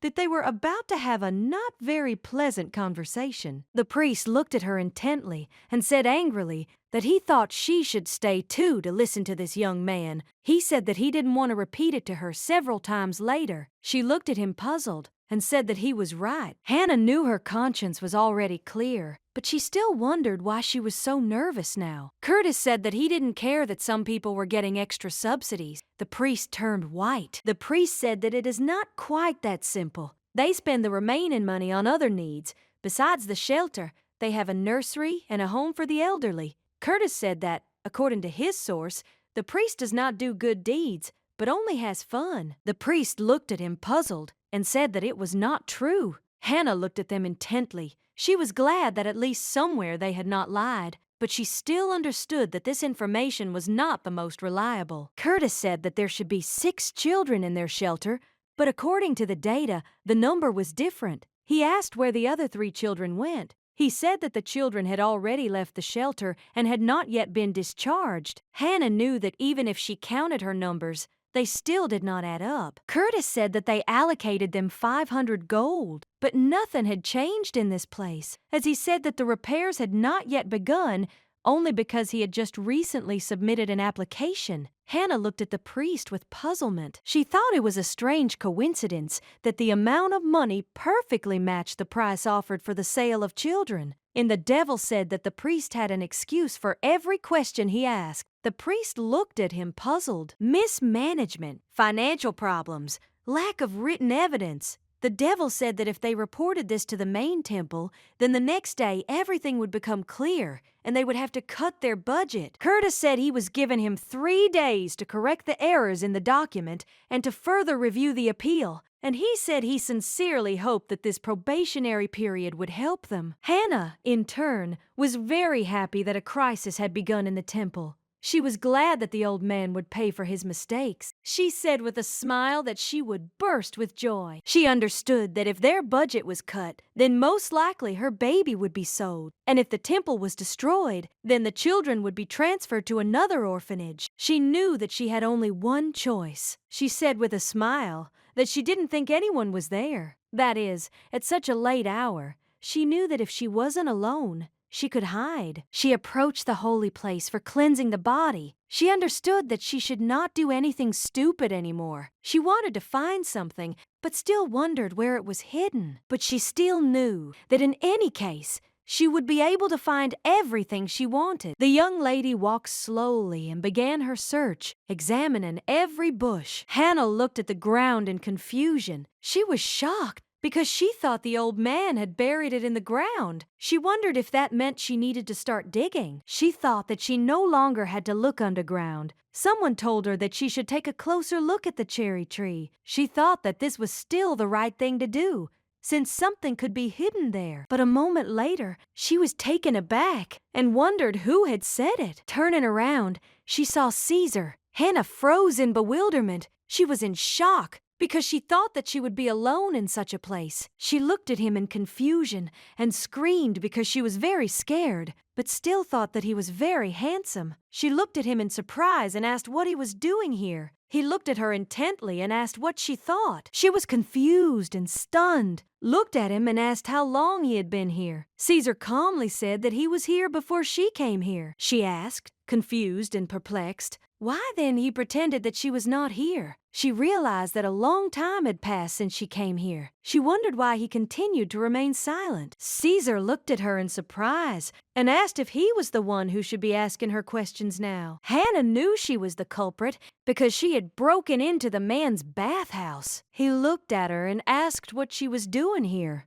Hannah hesitated because she didn't know what to answer him. Confused and puzzled, she looked at the water and asked if he was going to cover himself. She was shocked and wondered if he had just gone crazy, but she still left gaps between her fingers and peeked a little. She knew that it was her own fault since she had gone into the bathhouse. She understood that if he pestered her, she would not be afraid to hit him. He looked at her and told her to relax. Since he was dressed, she looked at him puzzled. Milady sighed heavily. He looked at her in surprise and asked why she sighed with relief. She said that she hadn't looked at him during the conversation. That's why she was nervous. He said that it seemed like he was being pulled the wool over his eyes. She said that it didn't matter now. Hannah knew that if she thought about it, it was pretty dark now. She looked at him intently, wondering if all priests were in such good shape. He looked at her, asked what she was looking for here. Hannah looked at him intently and said that, frankly, she didn't know herself. She said she just wanted to take a walk and see if there was anything interesting there. He looked at her in surprise and asked if she was trying to steal something from the temple. She looked at him in confusion and said that it was not what he thought. She was in shock and did not know how to explain everything to her. She was shocked because she realized that it all looked like some kind of joke. She looked at him and said that he was actually looking for something. Caesar looked at her in surprise and asked what exactly she was looking for. She looked at him and said that before they got down to business, there was one condition. He looked at her in surprise as he did not understand what she was talking about. She said that she had very useful information, but he had to do her a favor. He looked at her in surprise and asked what favor she was talking about. He smiled and said that he was listening to her. He wondered if it was really that simple. She looked at him and said that, first of all, this temple is completely rotten. She said that the bishop in charge of finance had stolen the entire budget and that the junior priest was thinking about selling children. Caesar looked at her and told her to continue. She said she thought there was a ledger somewhere in the church with all the evidence, but she had looked everywhere and couldn't find it. and yesterday she had seen the junior priest go into the bathroom for some reason. She said that he was holding something in his hands, and that was what she was looking for. Caesar frowned for a moment and thought. He looked at her in surprise and asked why she wanted so badly to find what he had hidden. Hannah said that it was because if she didn't find the book, her children would be sold. It would be evidence of theft in the temple, or blackmail for the bishop. Caesar looked at her and asked if it wouldn't be easier to tell the main temple about it. Hannah sighed heavily. She said she was puzzled that she had no physical evidence, but she wanted to be believed. She said she was sure that the main temple was not involved in everything. She said that even if the temple was destroyed, the children would certainly be separated. Caesar looked at her intently, wondering if he was hallucinating. A moment later, he said that they first needed to dig up the earth in that direction. Hannah looked at him in surprise and asked why he thought she was under that particular tree. Caesar said that what was strange was that the ground there was a different color, without weeds and without a single fallen leaf. The young lady was a little surprised as she noticed that he was an observer. She sighed heavily and said that she thought she shouldn't worry as he was on her side. He looked at her intently but didn't answer. A moment later, she saw something. Hannah was surprised as she managed to find it quickly. Caesar looked at her intently and told her to get what she found. She looked at him and asked if he knew how to open the chest. He said that it had a magic lock. The young lady looked closely at the chest, as it looked very expensive. She was furious as she realized that the priests were stealing like dragons and hoarding money. Caesar came closer to her. She looked at him in bewilderment. She asked if he wouldn't take it. He sighed heavily and said that if he knew how it opened, he would take it. She looked at him in surprise and asked if she really had to do this. Caesar said that if she broke the symbol, it would open. She smiled and said that it was obvious. Hannah smiled and asked what symbol he was talking about, as she didn't know. Caesar asked her if she had any idea what it should be. He said that it could be, for example, the bishop's birthday, or the password that he always uses. She looked at him in surprise and asked how she could know about this. A moment later, she realized one fact, but said that it was simply impossible. He looked at her in surprise and asked what happened. The young lady wondered if this was the symbol that was behind the painting. She remembered the numbers she saw there, but she put them in the wrong order. She said everything out loud.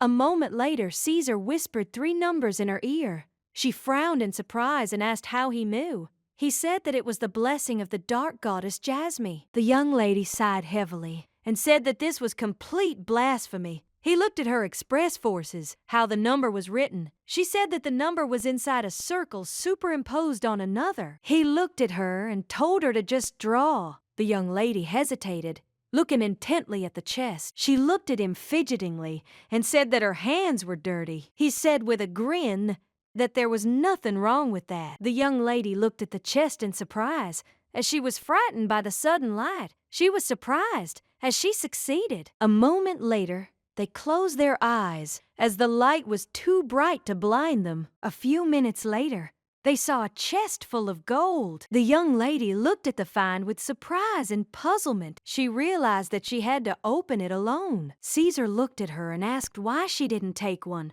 The young lady looked at him in surprise. She wondered if she could do that. She understood that he was just checking her out. She was puzzled and said that she couldn't take it, since the money belonged to the temple. He looked at her in surprise and asked what was wrong with that. He couldn't see the personal diary. Caesar looked at her and asked what favor she was asking for. She looked at him and asked him to do everything he could to make sure their school didn't disappear. He said that if he did that, then the church wouldn't disappear either. She looked at him and asked if it would be possible to replace the bishop with a more adequate one. He looked at her in surprise and asked if this was really her request. Hannah looked at him in surprise and said that it was. He said that if things didn't go according to plan, she would have to leave. She sighed heavily. After thinking about it, she said that she couldn't do anything anyway. But the main thing was that the school was preserved. She said that as long as the children had a teacher who would raise them with love, she was happy with everything. She understood that, although she felt bad about it, she still understood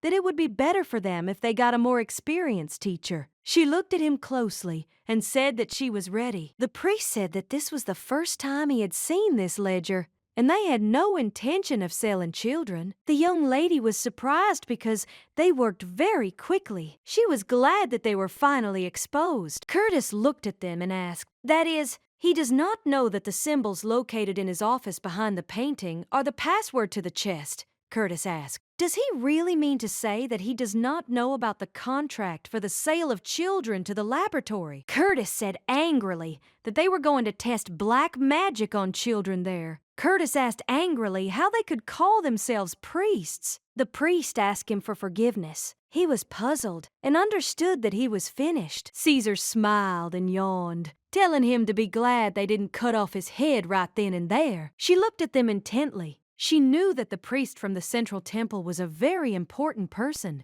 The paladins next to him were nervous, despite the fact that the high priest looked a little lost. She wondered how they were able to check all the accounting books in one morning. The children approached the teacher and called her. They asked her, puzzled, what had happened. Jeremy, in turn, looked at them with admiration and said with a smile that there were many knights here. Ian looked at the priests and asked what would happen to the temple. Jeremy asked if the temple would really disappear. Masha said that they should just not say that the temple would be closed because of the high priest's mistakes. Hannah said with a smile that everything would be fine with the temple and it would not be closed. Masha looked at her in surprise and asked what would happen to them. Hannah said that nothing would happen to them, but that these swindlers would face prison or execution. But they would be safe. Jeremy looked at her and asked what would happen to her. He asked if she would be okay and safe. Hannah looked at him puzzled and said that she was sure everything would be fine. She didn't know what to do because she understood that she might not be able to stay with them. She said that she wasn't going anywhere. Hannah understood that she couldn't leave the children unattended. A moment later, she heard Coco make a sound. They looked at him in surprise. Hannah told Masha not to drag the bird around with him. Curtis looked at them and said goodbye to Hannah. She looked at him in surprise and said that it was too dry a goodbye. He looked at her and asked with a smile why they needed pink snot. He said that if she stayed in their temple, they would see each other again. She was very glad that she had not been fired after all,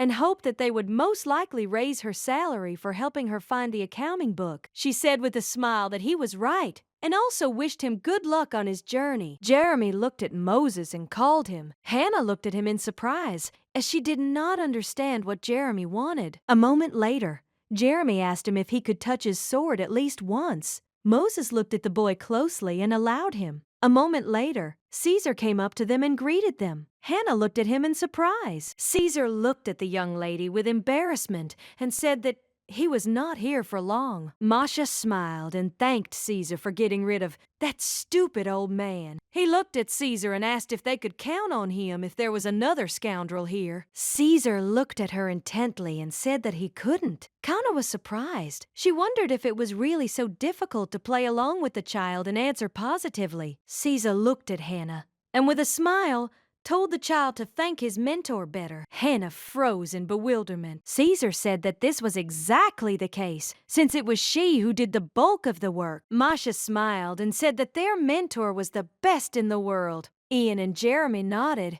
as they completely agreed. Caesar smiled and said that it was time for them to leave. Hannah told him to be careful on the road and wished him luck as she left. Hannah, in turn, looked intently at the priests who were moving away from her. She told the priest with a smile that it had been unpleasant to know him, but fortunately, they would never see each other again. Masha screamed that Jeremy had trampled all his clothes. Jeremy was angry. He screamed that her chicken had eaten all his treats. Masha screamed that this was a blatant lie. Masha approached the teacher and said with a smile that Coco had learned to fly. Hannah, puzzled, said that this was great. A moment later, Hannah was called again. She looked intently at the children and said that she was listening to them. She was in shock because she was very tired and wanted a minute of silence. Jan came closer to her and said that it seemed like someone had come to see them. She looked at him in surprise and asked who had come to see them. A moment later, she said that they were probably new priests. Hannah looked at Masha and called out. She understood that if a lot of people came, they would definitely check the shelter. Hannah told Masha to hide Coco in the chicken coop. Ian watched his mentor closely. Hannah understood that she didn't have time, as she needed to quickly hang up all the laundry. But she still understood that first she needed to clean Masha's room. She entered the room and was stunned as there was complete chaos there. She was in shock and did not know where to start. Hannah looked at Ian and asked what he was doing there. Ian said that he just wanted to tell her that those priests had arrived. Hannah sighed with relief as she realized it was just them. She looked at Masha and asked if he had hidden the bird. Masha looked at her and said that he hid it, but also asked what they would do if he ate the chickens. Masha said that Coco was much stronger than those chickens. Hannah looked at the boy and was puzzled, saying that in that case, they would be left without food. Hannah knew they were used to it, as they still remembered the time Coco burst into the dining room and stole their dinner. Sometime later, Hannah saw the clergy. She smiled and greeted them and asked if she could see the new high priest. The priest smiled and greeted her. He said that she could say hello to him. Hannah thanked him with a smile on her face. Hannah was a little confused as she saw a lot of new faces. She knocked and said it was her. A moment later, the priest said she could come in. Hannah paused as she heard a familiar voice. She walked in and was stunned. Hannah was in shock. Caesar looked at her and greeted her, and with a smile said that he hoped her facial expression said welcome.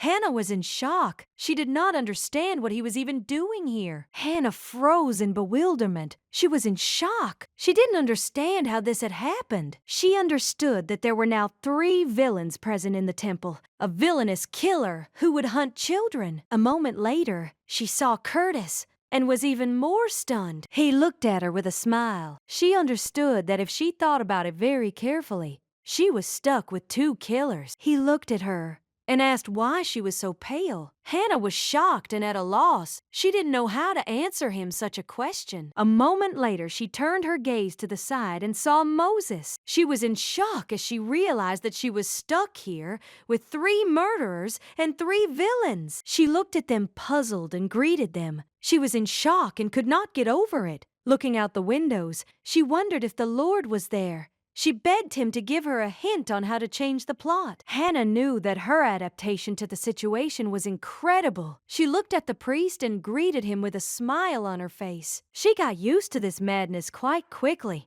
Now she could finally smile. She could greet him, looking at those impudent hands. Caesar looked at her intently but said nothing. Curtis looked at her and said that the budget for the shelter would be issued today. She thanked him. He said that he remembered that they still had food donated by the parishioners of the temple at their disposal. He said that it was also donated to the school. The young lady thanked them with a smile. She knew that they were working much better now than before. At first, she did not believe that Caesar, with such a callous character, would cope well with the position. But to her surprise, the temple was now working like a charm. She knew that it was because his right hand did all the work perfectly. She did not understand why such a talented person treated Caesar as a mentor. She looked at them and said that there was a holiday in the city today, and also asked if he knew about it. Caesar looked at her in surprise, since he did not know about any holiday. The young lady looked at him in surprise, but did not answer. A moment later,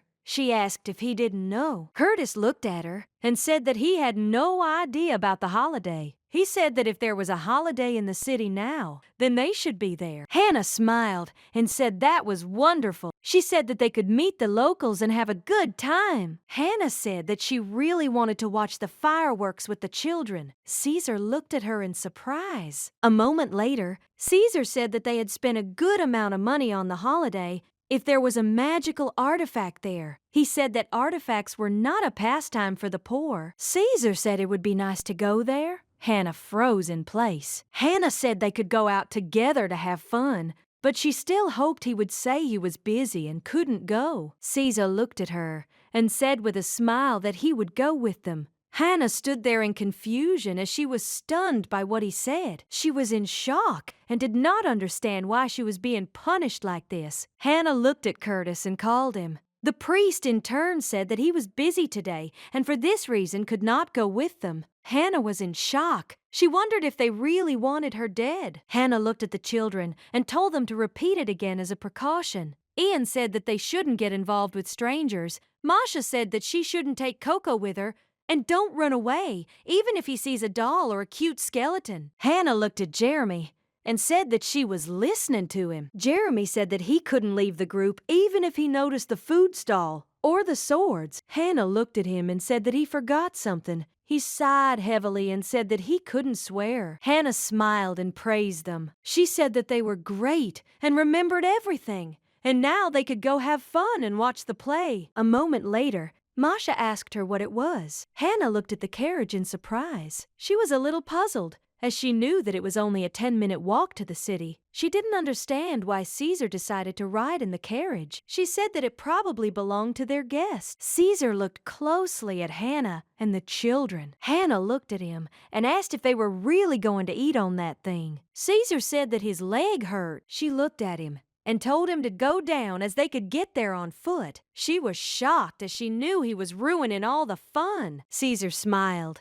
and said that now he understood why they called her a collective farm girl. Hannah looked at everyone and said that she didn't care what they called her, but she knew how to have fun. Hannah and Yan looked away, not making a sound. A moment later, they burst out laughing. Masha approached them and asked in bewilderment if they were laughing at him. Hannah looked at Masha and told him to be careful because he could rip his skirt. He told her not to worry so much as he would be careful that evening. Masha looked at the people in surprise and said that he had never seen so many people in the city. Caesar watched them closely. Caesar knew that it was the children's first time attending the festival, as they had been unable to attend last year because there was no one to accompany them. Hannah took the children by the hands and said with a smile that there was a lot of delicious street food here. She said that they could go and buy something from her convenient. Jeremy looked at the teacher and asked if she really had a lot of money today. Caesar held back his laughter. Hannah smiled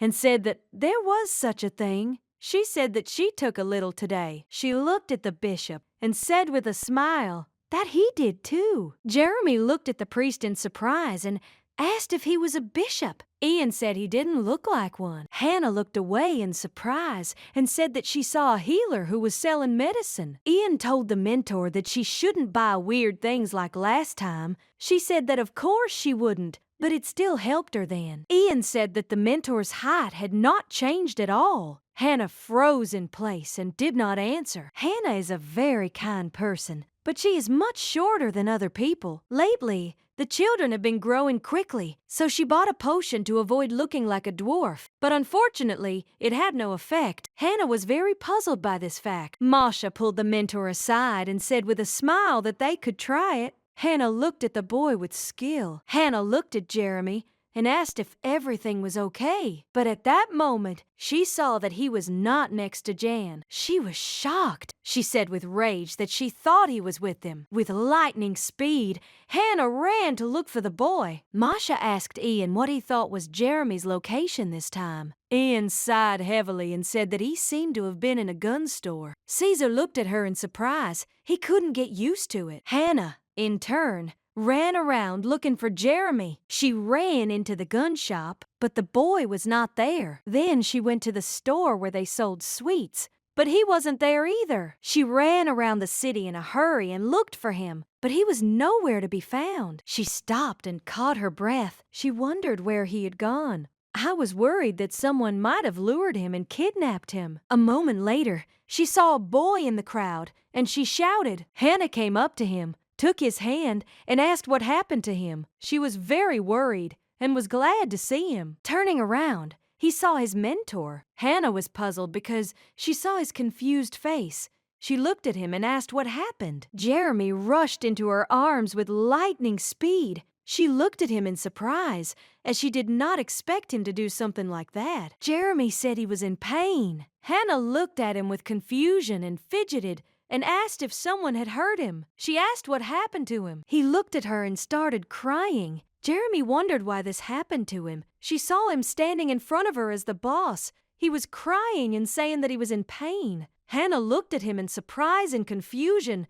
She was in shock and did not understand what happened. Sometime later, they were walking back, with Hannah carrying Jeremy on her back. Jeremy looked at her and called out. He sighed heavily and said that he saw his father. Hannah looked into the distance in surprise and asked what he was talking about. Jeremy said that there were a lot of people, Among them he saw him and rushed there. Jeremy said that he had been looking for his father for a long time. He said sadly that he must have made a mistake. When Jeremy grabbed the man, he turned around and looked at him with an angry look. Jeremy said that, unfortunately, it wasn't his father. Hannah asked if he had lost his shoes while he was running. She asked if that was why his feet hurt. Jeremy said that when he caught up with the stranger, he turned around and found no one. He said that he was alone. Jeremy sighed heavily and said that everything hurt, but his heart hurt even more. Hannah told him that he shouldn't be sad at all because Togo wasn't around. She said that they were his family and would never abandon him. She said that he should remember that. Jeremy looked at her in surprise because he said that they were not related by blood. Hannah asked in surprise if it was really important to have blood to be a family. Jeremy looked at her in surprise and asked if that wasn't true. She smiled and said that family does not begin and end with blood ties because she is always there. When it is painful or good, she said with a smile that this is what it means, family. Jeremy was quiet for a moment, but later he said that he did not want to be with family. Hannah laughed and said with a smile that in that case they could be friends. He looked at her and agreed. Jeremy said that his father told him that he would definitely take him back when he became stronger. Masha is the only orphan since infancy, but Ian and Jeremy remember very well how they were abandoned. Hannah had previously thought that spending time together would make them forget about the past, but it seemed she was wrong about that. She now realized that this was why he was so obsessed with swords. Jeremy said that this was the reason he wanted to become stronger. If he was the strongest kid on the planet, then maybe his father would not have abandoned him. Hannah said that he was very strong because he ran into that alley. To save her, so that next time she wouldn't tell him not to help her. He said that he would always come to her aid, even if she was against it. She said with a smile that even though he was the strongest among them, danger always remained danger. She smiled and said that when they returned, his fencing lessons would begin. He looked at her in surprise and asked if she was serious. Hannah said with a smile that it was exactly like that. Hannah smiled and told Jeremy that next time he was looking for someone, their house was in that direction. Jeremy was quiet for a moment, pleasantly embarrassed that she had told him that. She smiled and said that he wouldn't be hard to find. Sometime later, they returned to the guys. Masha called Jeremy. He said angrily that he had again risked his bun being eaten by him. A moment later, the young man handed him a bun, and Jeremy froze in surprise. He took the bun,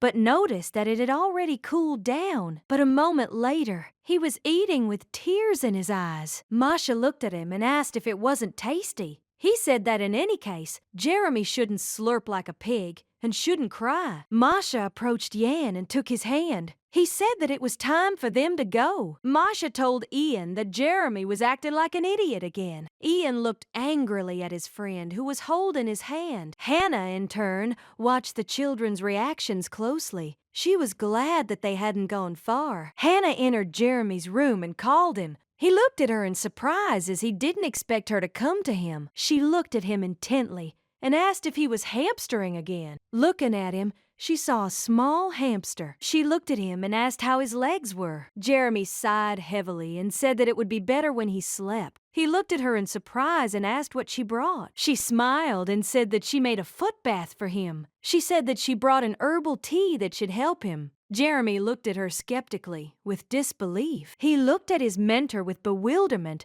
and asked if it would definitely work. Hannah looked at him and said that the herbs were medicinal and would help him. Hannah told him to just put his feet in the tub. Jeremy looked at her incredulously, but still agreed and nodded. Hannah sighed heavily and said that she seemed to have poured too much water. Jeremy looked at her in surprise, but he still smelled a pleasant smell. He looked closely at the teacher and asked where she got these herbs. Hannah smiled and said that she picked them in the garden next to the bathhouse. Hannah looked at the boy and asked how he was feeling, and also asked if the pain had subsided a little. He looked at her in surprise as the couple was going over all her questions in his head.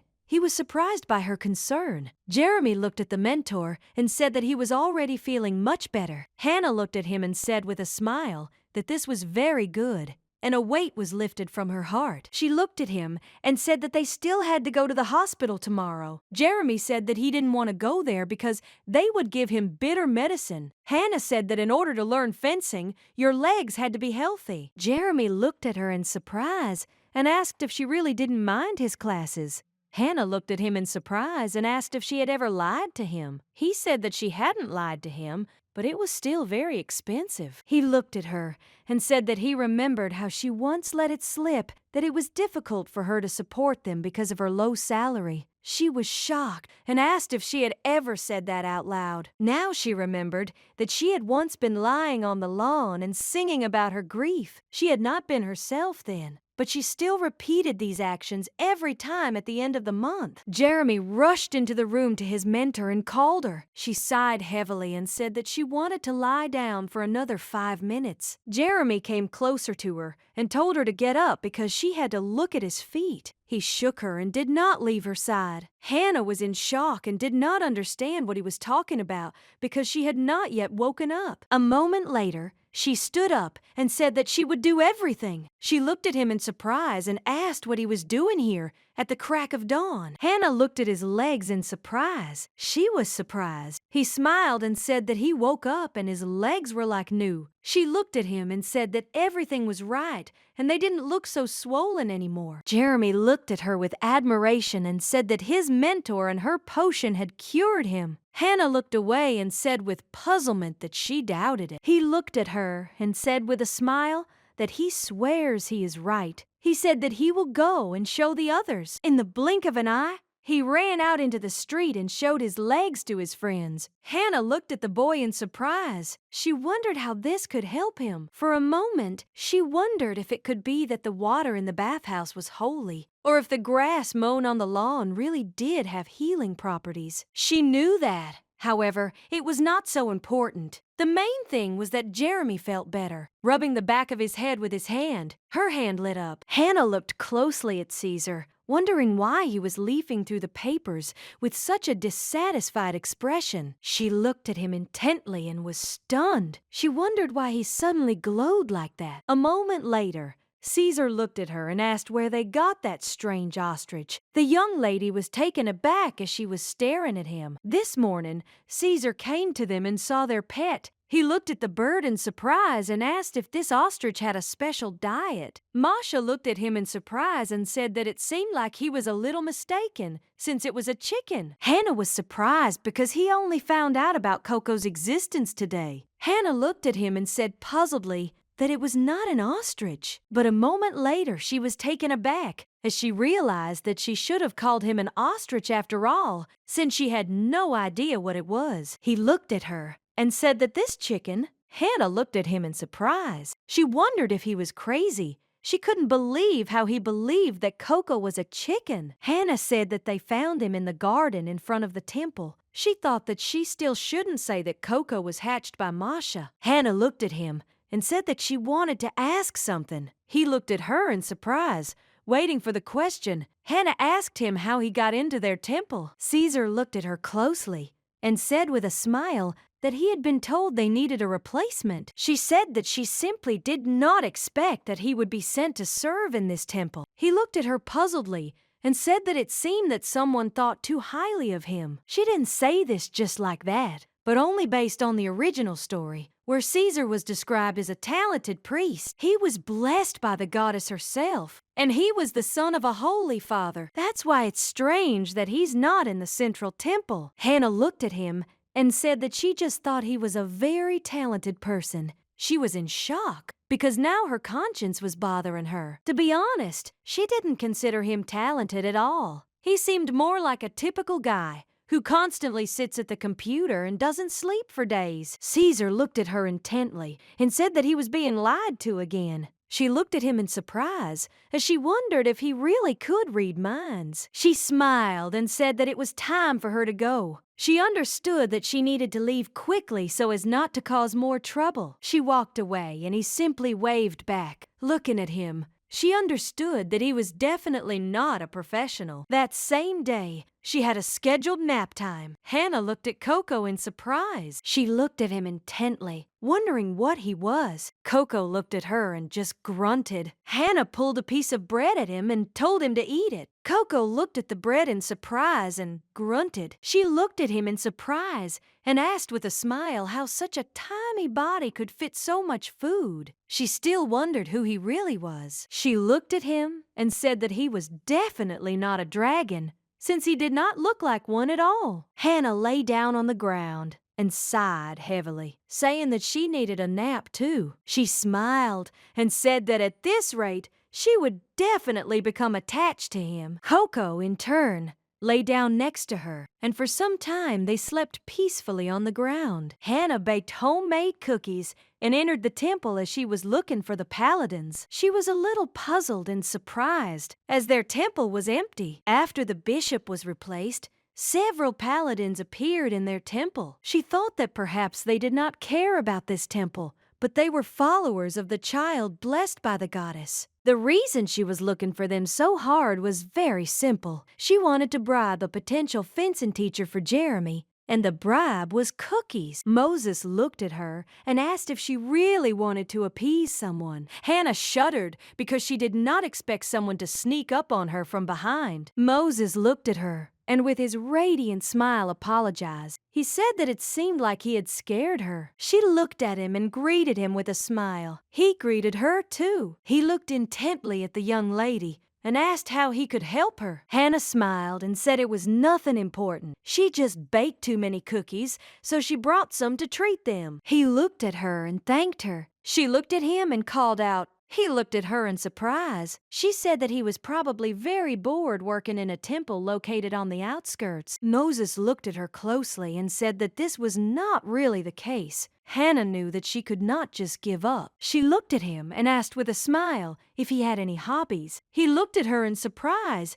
and said that it seemed like he didn't have any hobbies. Hannah said it was a pity, looked at him, and asked how he relieved the boredom in this empty temple. She looked at him and asked if he could give her some time. She said that if he wanted, she could help him find a hobby. He looked at her in surprise, as he did not expect such a reaction from her. Moses looked at her intently, since the girl who baked cookies for him also asked for his attention. He noticed that there was a blush on her face. He was shocked and wondered if it was a confession. Moses was shocked and confused by this whole situation. He never thought that he would receive recognition from a primary school teacher. He was shocked because he understood that this could be a date at the temple where he worked. He knew she was incredibly sweet, and she cared for her children like an angel, and he loved the smell of cookies. Moses was in shock and told himself that this was simply impossible. Hannah looked at him and asked with a smile if he wanted to take on an apprentice. Temporarily, with her words, he said that he didn't want to hurt her feelings, but he wasn't going to meet at work. Hannah looked at him in surprise. Moses froze in bewilderment. Moses looked at her puzzled and asked what she had just said. Hannah was taken aback and asked if he wanted to teach the boy fencing. A moment later, she asked what he had just told her. She was shocked and understood that it was very awkward. Moses looked at her and said that he was mistaken. He was very embarrassed and blushed because he realized that he had made a huge mistake. Hannah looked at him in surprise, wondering why he was so red. She looked at him and asked what he thought of Jeremy. She asked what kind of student he imagined. She said that he knew that Jeremy was from their school. She said that he was that brave boy with black hair and big red eyes. Hannah smiled and said that this boy's dream was to become a knight, but unfortunately, it was not in her competence. She smiled and said that she wanted his dream to come true. So she thought about training with the help of paladins. In fact, she had several reasons why a paladin should be Jeremy's teacher. First of all, these people are very kind and therefore will be able to accept Jeremy. Secondly, they will teach you to use the sword only for the sake of good and the protection of the owner. And the third reason was that it was all free. Moses thought for a moment. He wanted to refuse her, but looking at her closely, he saw puppy dog eyes. He wanted to say that he had no free time, But the young lady got ahead of him and said that they promised that it would not take him much time, since Jeremy was a very smart and capable boy who learned everything quickly. Hannah said that they could only practice for 2 hours a day, morning and evening. He looked at her and asked if she was really saying that they could practice for 1 hour in the morning and 1 hour in the afternoon. She looked at him and said that if it was inconvenient for him, then they could move these 2 hours to the evening. He wanted to object, but she said with a smile that they had agreed. Hannah took his hand and said with a smile that she would go and tell Jeremy the good news. She said that he would definitely be happy. Hannah smiled and said that every day he told her how amazing and kind Moses was. She thanked him with a smile. Moses froze in surprise. He did not understand what had just happened. She smiled an embarrassed smile and said that she was leaving to tell him this wonderful news. The other paladins approached him and said that they sympathized with him, since she had successfully fooled him. Hannah watched Jeremy with a smile. She was very happy. Masha watched Jeremy in surprise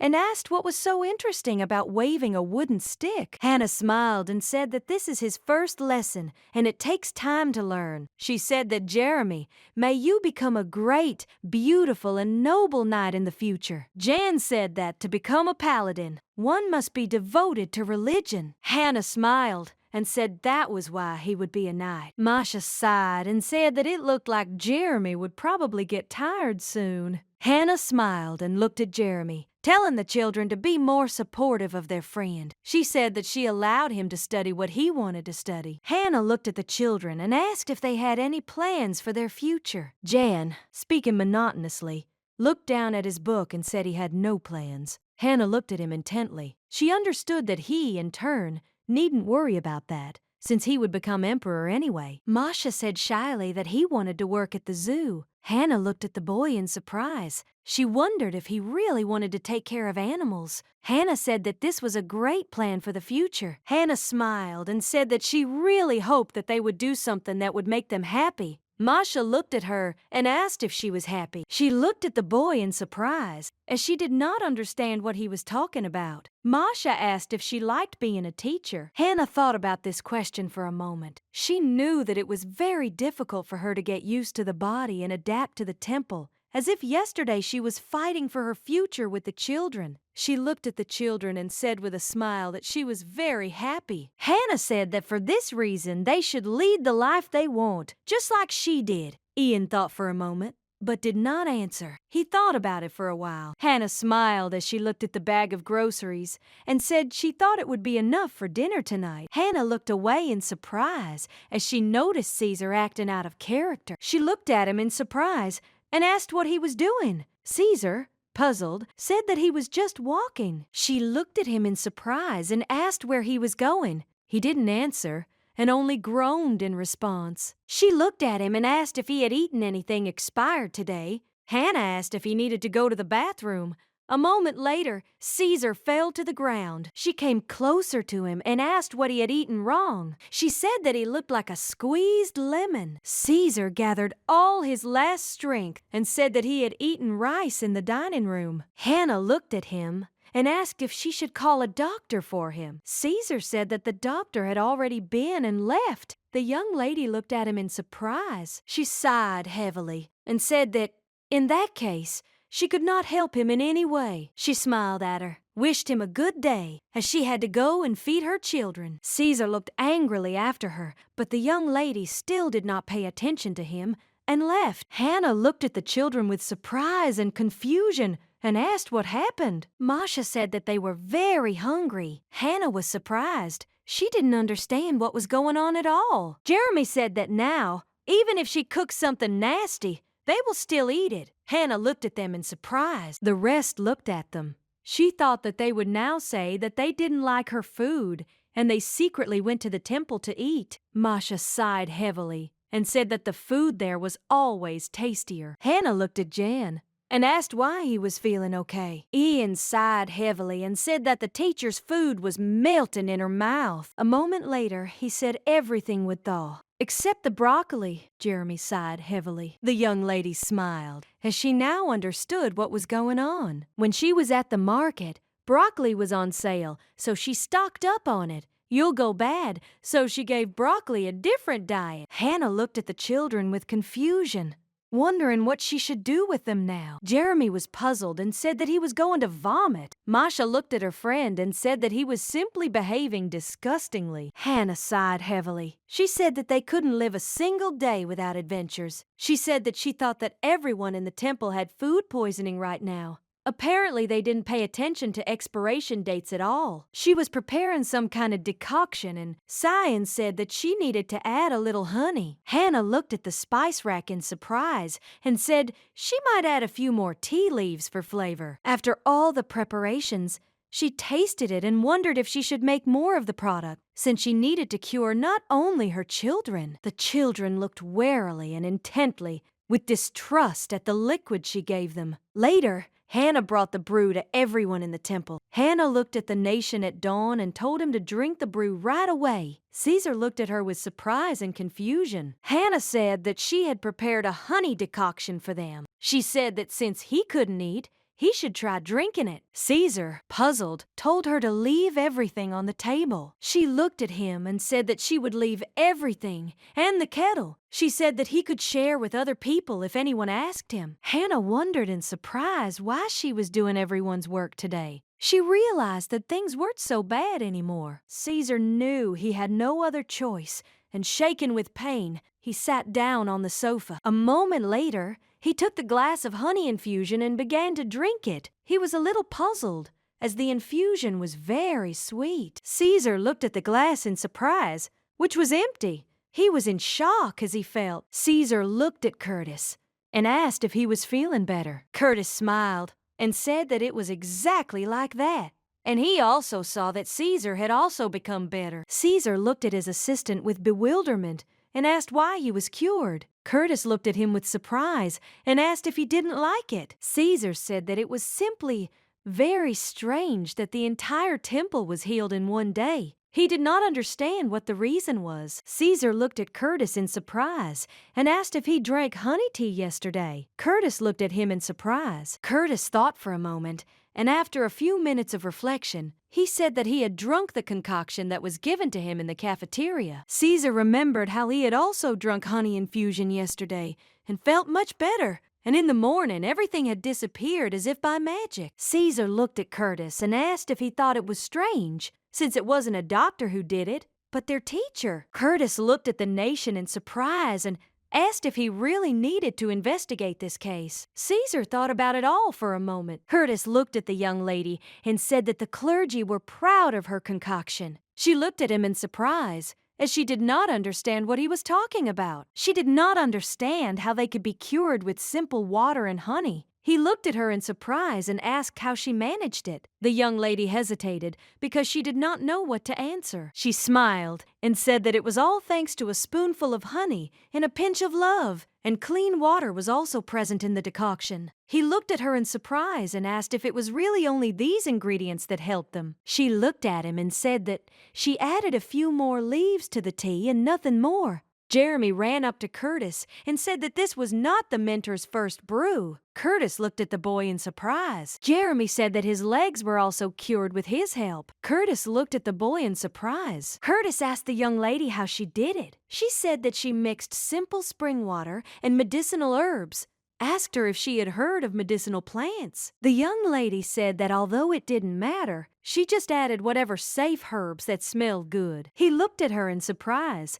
and asked if she had taken an aptitude test to see if she had a gift. She looked at him in surprise as she didn't understand what he was talking about. A moment later, she said that she hadn't taken any such test. Curtis looked at her and said that his instincts told him that she had a divine gift. He asked her if she wanted to take the exam. Curtis said he could arrange everything right away. The young lady sighed heavily and said that there was no need for that. She knew that God's gift was the cause of envy for many people, and it was thanks to people with the gift that the temple gained power and attracted the attention of the dynasty. But not all priests had it, so the gifted were valued like the apple of the eye. She would have agreed to take the exam if you, the original story's villain, had not killed the gifted first. She knew she needed to stay away from this, The young lady sighed heavily and looked away, saying that she was happy with her current life. The young lady said that she would only pass the exam if she worked in the main temple. Curtis wanted to object to her, but she didn't want to listen to anything. Caesar looked at the young lady in surprise and asked if she was sure she didn't want to take the exam. The young lady asked, puzzled, if all of them had a stuck record. A moment later, she looked at Caesar with a sharp gaze and asked why he was eating with them. Caesar sighed heavily and said that he would no longer eat in the dining hall after that incident. She looked at him and said with a smirk that he was too worried about his health. He said that it was all because his body was very valuable. She understood that he couldn't be thrown out into the street, and looking at him, she told him to start eating. She said that she initially wanted to make porridge, but the children chose meat. Looking at them, and with a smile, she wished them bon appetit. Jeremy said that he hates porridge. He said that she even manages to stuff broccoli into carrot porridge. The young lady was shocked. She did not understand how he could find out about this. Caesar looked at him and said that one cannot complain about food. Hannah was shocked, since Caesar himself had recently complained about food. She looked at him and asked if she was right in thinking that he would not eat with them tomorrow. Caesar looked at her and said that he planned to eat with them until the dining hall improved the quality of the food. The young lady was shocked. She looked at him as he really annoyed her. She said with a smile that money doesn't grow on trees for her. Caesar looked at her and said that he could give her 5% of the budget. The young lady froze in shock. She was in shock and was ready to faint, but she still understood that she needed to pull herself together. She knew that she couldn't agree, since this was money from the temple's budget. She looked at him and said that it would be better if he helped them with the cooking. The children looked at her in surprise. Caesar sighed heavily and asked with a grin if she really wanted him to help with the cooking. Ian looked at his mentor and asked if it wouldn't be more profitable to take the money. Hannah sighed heavily and told him not to make her regret what she had just said. Caesar looked at her and said that he would help. The young lady looked at him in surprise, as she did not expect him to say something like that. Hannah was shocked. She couldn't believe that he agreed so quickly. She wondered why he didn't even bargain. She was already regretting what she had just said. Jan looked at her and said that it would be better for her to take the money. Hannah was shocked. She didn't understand why he gave in so quickly and agreed. Jeremy looked at her and called out while eating meat with gusto. Jeremy smiled and said that Moses praised him today. Hannah looked at him in surprise. Caesar told Jeremy to chew first and then speak. Jeremy smiled and started talking about his fight with Moses. Caesar looked at him and told him not to bang on the table. Jeremy said that tomorrow he would close himself off even more. Caesar told the boy that he couldn't get up from the table if he hadn't finished eating yet. Jeremy glared at Nation Dawn and said that he got him, only even more rudely. Caesar looked angrily at the boy and asked what he had just said, calling him Shorty. Jeremy looked at him and asked why he was walking around their house and telling them how to behave. Caesar looked at Jeremy and asked what else he was offering him, since he was responsible for this place. Hannah looked at Caesar and asked if he could argue with someone his own age. Hannah was puzzled. She didn't understand why he couldn't eat in peace. Hannah looked at Caesar closely and asked if he was really going to cook in that outfit. She asked where his apron was. He looked at her in surprise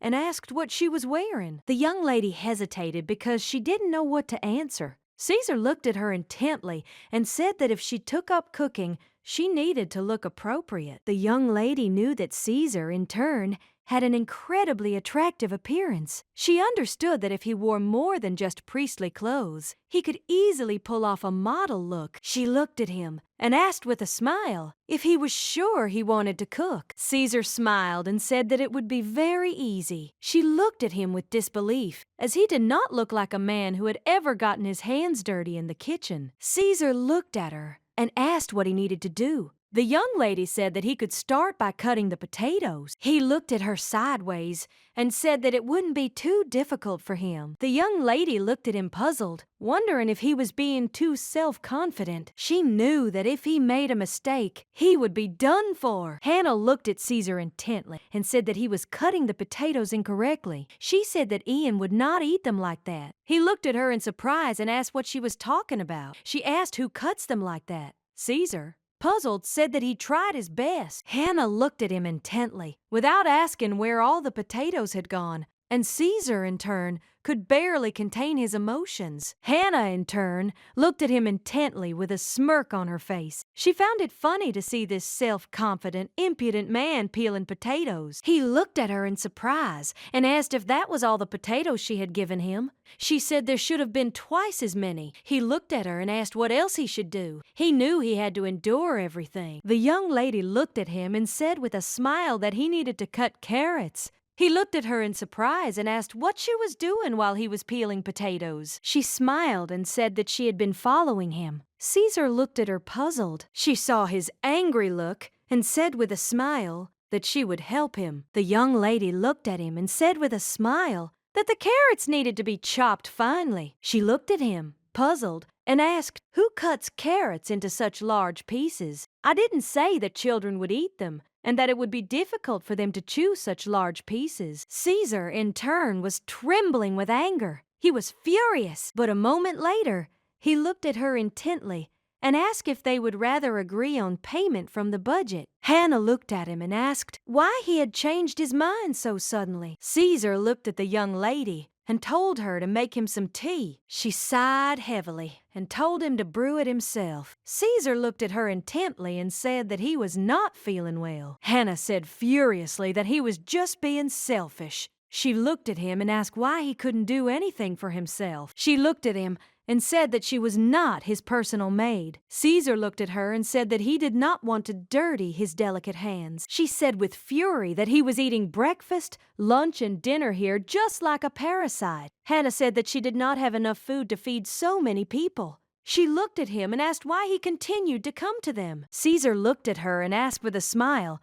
what she meant by parasite. He looked at Hannah and asked why she was acting so rudely towards him. A moment later, Hannah heard someone calling her, looked at the door with fury, and asked who else had come to see them. A moment later, Moses entered the room and apologized to her if he had disturbed her. He smiled and said that he hoped she was not busy. She looked at him with surprise and a smile. Since she didn't know that it was Moses who had come, she asked if he had really come from training. She asked if he wanted anything. For example, tea. Moses looked at her and said with a smile that he was not against it, but still, if it was not difficult for her to do it, she looked at him with a smile and said that, of course, it was not difficult for her, and she would do everything easily. Caesar looked at her in surprise. Caesar looked at her in bewilderment and asked why she was so nice to Moses. The young lady looked at him in surprise and asked what he was talking about. Caesar looked at Moses and asked the young lady why, when he came to her,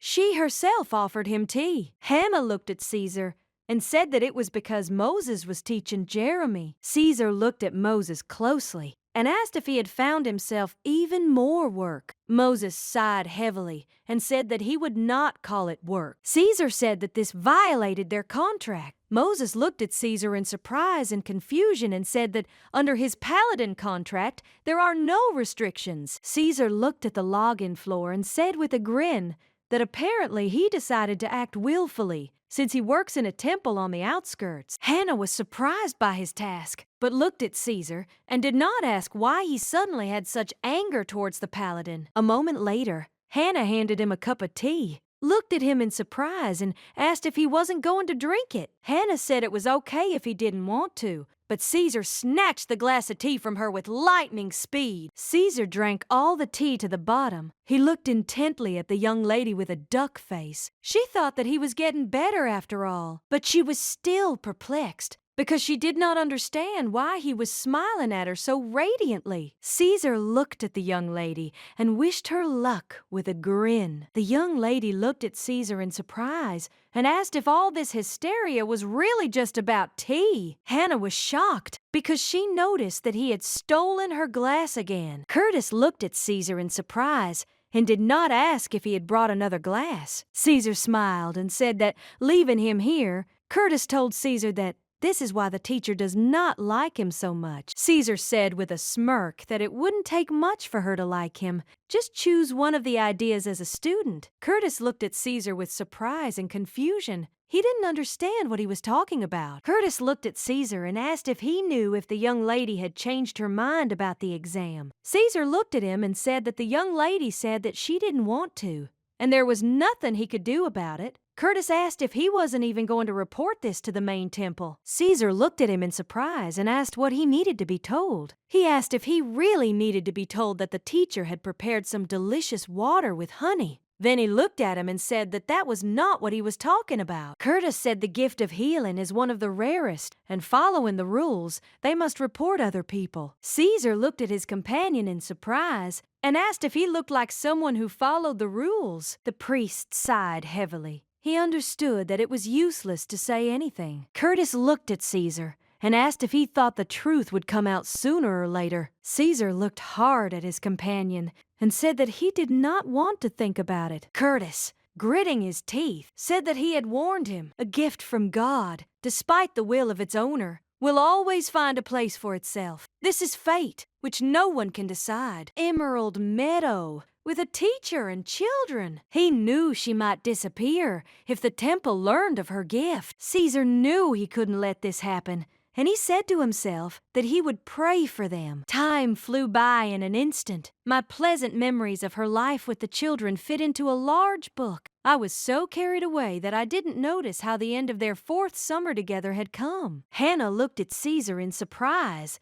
and asked where the children were. He came closer to her and said that they were all outside. Hannah was taken aback and shuddered as she realized that this was a disaster. She was shocked as they mounted the ostrich again. The young lady looked at them intently and told them to go into the house to wash their hands and sit down at the table to eat. Caesar looked at them intently and said that, frankly speaking, the Coco did not look like an ostrich or even a bird at all. The young lady was taken aback and asked what he called this giant chicken. He said that it was neither a chicken nor an ostrich. He looked at the animal with puzzlement and said that he had seen something similar somewhere before. The young lady looked at him in surprise and asked if he really saw something similar to their Coco. Caesar said that everything was exactly like that, and in the main temple he read a book about ancient demons. The image of the ancient demon is different from the one people imagine him to be today. After all,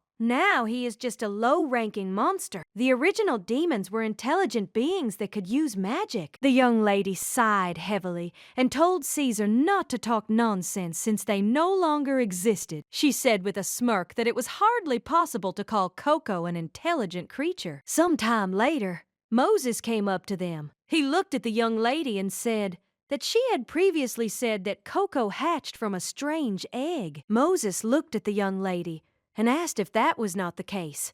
The young lady looked at him intently. Caesar looked at the paladin and said that it seemed like he was here too often lately. Moses looked at Caesar and said with a smile that he was also here very often instead of being in his office and doing business. The young lady approached Moses and said that everything was correct and Coco had hatched from a rather strange egg. Moses thought for a moment and said that in order to knock out the demon, he would need a large amount of mana, but the magicians that possessed such an amount of mana had long since disappeared. Moses looked at everyone and said that this was simply impossible, so he thought it wasn't him. Caesar said with a grin that they would live and see whether it was true or not. A moment later, the teacher was called to the children, and she looked at them in surprise. The boys looked at her closely and said with a smile that they had already washed their hands. Jan looked at Caesar in surprise and said with a dissatisfied face that he had come to them again. Caesar looked at him intently and told him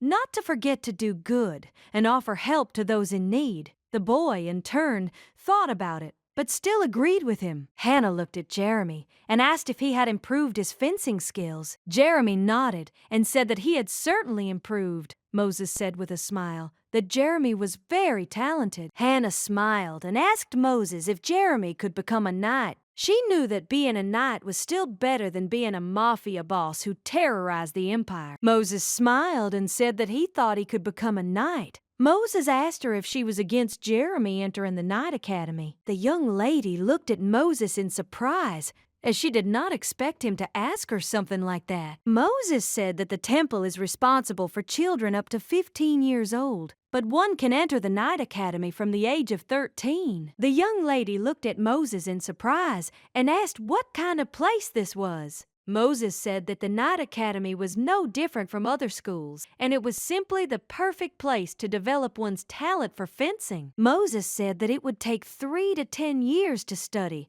but if Jeremy was successful, he would be able to live in a dorm and receive a scholarship. But of course he would have to pass an entrance exam first. But he didn't have to worry about that. The young lady looked at the boy with surprise and intently and asked if he wanted to become a knight. Jeremy smiled and said that of course he wanted to. Hannah smiled and said that this was very good and they could discuss everything after eating. He smiled and agreed with the mentor. Seeing Jeremy's joy at being able to become a knight made her realize how close their separation from their children would be. She was puzzled because a sudden feeling of loneliness came over her. The young lady decided to take a short walk in the fresh air after a good dinner. She knew that on the day the children left the temple, she would also have to leave it. After all, by that time the temple school would be closed, all because Caesar would send orphans to the main temple, as well as other large temples that are not far from the center. She knew that this place was definitely approaching disappearance. The young lady understood that she,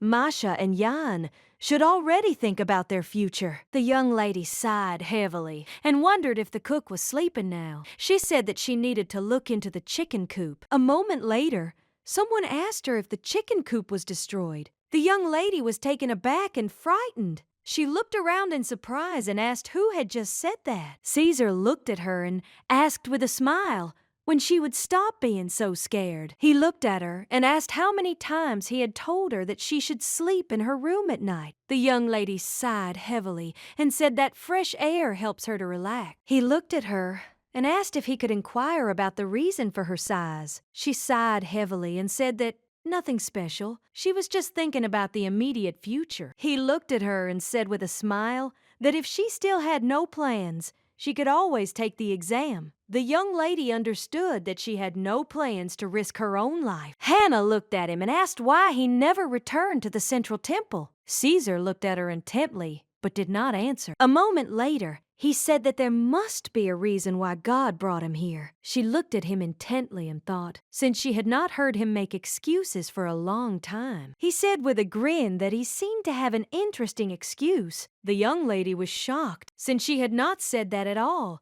and he sat down himself. He understood. They talked with Caesar all night about the insignificant temple and its stories. She looked at him intently. The young lady was enchanted. The moon was beautiful that night. Hannah looked around. She wondered why it was so noisy. Looking out the window, the young lady saw a lot of people. She looked at Curtis in surprise and asked why there were so many people here. She asked Curtis what was going on. He, in turn, sighed heavily and said that he didn't know what was going on either. Masha looked out the window in surprise and said that he saw the owner of the fish store and the butcher. He looked closely at everyone and saw that the atmosphere was very oppressive. From the street, they were shouting at them to come out to them. Hannah and the children were startled by the screams. A moment later, she turned around in surprise and saw Caesar. She looked at her in surprise and called out. Caesar also looked at the young lady in surprise. A moment later, he smiled and said it was his job. She understood that this was true,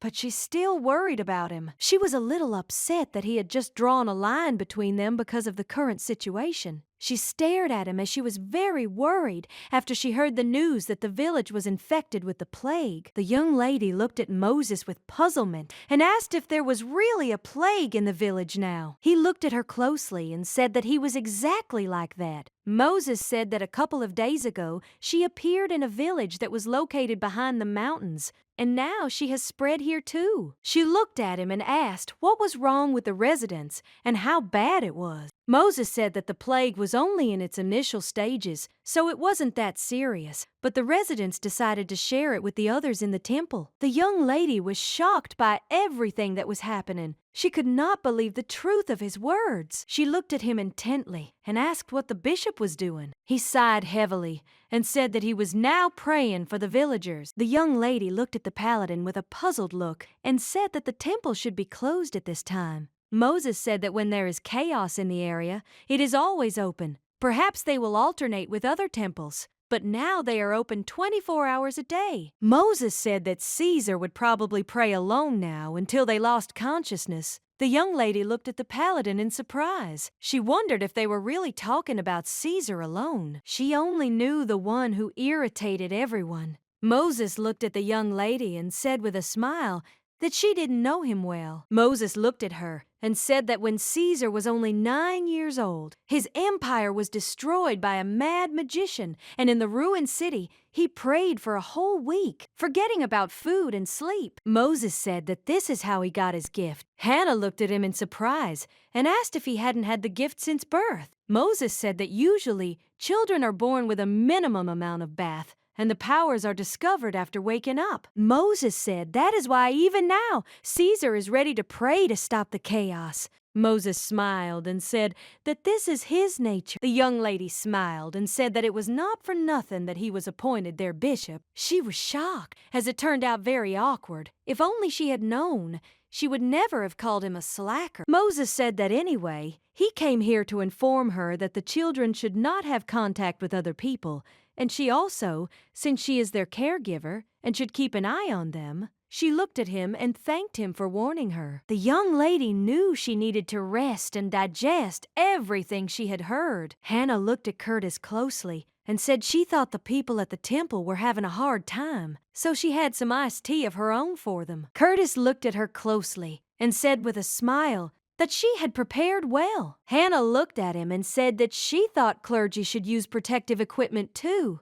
The priest looked at her in surprise. After thinking about it, he said that perhaps she was right. He smiled and said that it was still important to them that believers felt at home. She looked at him and said that it was not safe. Curtis told Hannah that she still should not worry, because if suddenly one of the priests forgot to go, then he would be immediately sent to the main temple, where they could heal. Hannah looked at him intently and asked if Caesar was still praying. Curtis said that he was. She looked at him in surprise and asked if no one had stopped him to rest a little. The priest looked at her and said that she could try to persuade him herself. She looked at him and asked what his first meeting with Caesar was like. He said that they met when he went to serve as a priest in the main temple. The young lady looked at him intently and said that it turns out that they are quite close to Caesar. Curtis smiled and said that Caesar was like a god to him. Curtis said that he was one of the many people that Caesar had saved. He said that Caesar's gift was able to seal the monsters from the Black Desert, so the people of the empire should be grateful to him for their lives. The priest said that he grew up in a city located on the edge of the Black Desert. He said that after that disaster, he could count the number of surviving friends and relatives on the fingers of one hand. He said that if it were not for Caesar, then they and the empire would have long since ceased to exist. When he saw how Caesar saved thousands of lives, he swore to serve him forever. Curtis said that because of what happened, Caesar often sleeps, and all because the barrier located in the desert absorbs his powers. The young lady was very surprised, because the more she learned about him, the more she realized how wrong she was about him. She looked at the priest in surprise and asked why this story was not known throughout the empire. Curtis said with a smile that Caesar did not want to make it public. The young lady thought for a moment, as she knew that if she were the one to save the world, she would tell everyone about her greatness. The priest smiled and did not say that they had no right to condemn him. Hannah looked at the priest intently, but said nothing. Now she understood why he sometimes behaved like a parasite. Masha sighed heavily and said that today their high priest was also praying. Hannah looked at them closely and smiled and told them to follow his example. She said that they could pray and be good people. Ian looked at her and asked if she hadn't said that the high priest was a parasite. Masha said that she had said that the priest was a complete slacker. Jeremy, in turn, said that she had cursed him in every possible way. The young lady sighed heavily. She knew she had made a huge mistake. Looking at them, she said that everything was just fine, thought about it and realized that she was wrong to speak so badly about him. They looked at their mentor and asked how much longer they would have to remain in quarantine. Jeremy said that he heard that hundreds of people died in a village nearby. Hannah was shocked because he said such things with a smile on his face and at the same time dangling his legs. Jeremy said that there are more and more people in the temple every day. Hannah said that everything is true, and the residents are very concerned about the current situation. Jeremy glanced sideways at the teacher and said that he heard what was said, that if you come to the temple, you are less likely to get sick. Hannah looked at him in surprise and asked who told him that. Jeremy looked at the mentor and said that Moses told him about this when he gave out the book on fencing. Hannah looked at him in surprise. Hannah looked at the boy and asked him if he believed that God could stop the epidemic. Jan looked at them and asked how else it could be explained that none of the clergy had become infected yet, and that there were so few sick people in their village. Hannah looked at them in surprise. Jan said that this is why there are rumors that this is a blessed place. Sometime later they noticed that people from the port came. Hannah looked at Jan in surprise and asked how he knew. Jan said that if you look closely at the material of the clothes, you can notice some differences. In addition, the man is wearing boots and a fisherman, which are not worn in their village. He looked at his friends and asked them what they thought. He asked them why exactly the temple remained uncharged. The guys froze in bewilderment. Hannah just smiled and did not answer. Masha smiled and said that it was not difficult to guess about it. Jeremy also said with a smile that even he knew. Hannah looked at them in surprise and asked what they were talking about. Masha smiled and said that it was so funny that she was the only one who didn't know why their temple was blessed. Hannah looked at Ian in surprise and asked if he knew too. Ian, in turn, sighed heavily, looking at the teacher. Hannah called the children in surprise. She asked if they were really going to leave her in this state of confusion. Masha looked at the teacher and asked if she would bring them tea. Kana smiled and said that she would bring everything, since she had completely forgotten about the tea that she had wanted to bring them earlier. She sighed heavily and said that she didn't have much time and she still needed to boil some water. A moment later, she said that she was running to do everything. The children looked closely after her and said goodbye. Hannah was carrying a full kettle of water and was shocked because it was too heavy. A moment later, someone put a hand on her shoulder. She shuddered and, turning around, screamed. Caesar looked at her sharply and asked if she could stop being afraid of him. The young lady looked at him sharply and apologized. She said she was too focused on not dropping the teapot. He looked at her in shock. Hannah looked at his face in surprise. As it was very pale, she asked what happened to her. Caesar looked puzzled and said that he felt like he was about to die. He asked if he could have some tea. She looked at him puzzled and said that she would do everything now. Hannah looked at Caesar closely and asked if he had slept at all. Caesar said that he had not slept. Hannah looked at him and said that they should alternate with other temples. Otherwise, he would be the first to see the god. Caesar sighed heavily and told her not to worry about him too much. The young lady looked at the priest intently, not taking her eyes off him. A few minutes later, he looked at her and asked why she hadn't left yet, as she had been watching him intently without moving. She smiled and apologized. She said she thought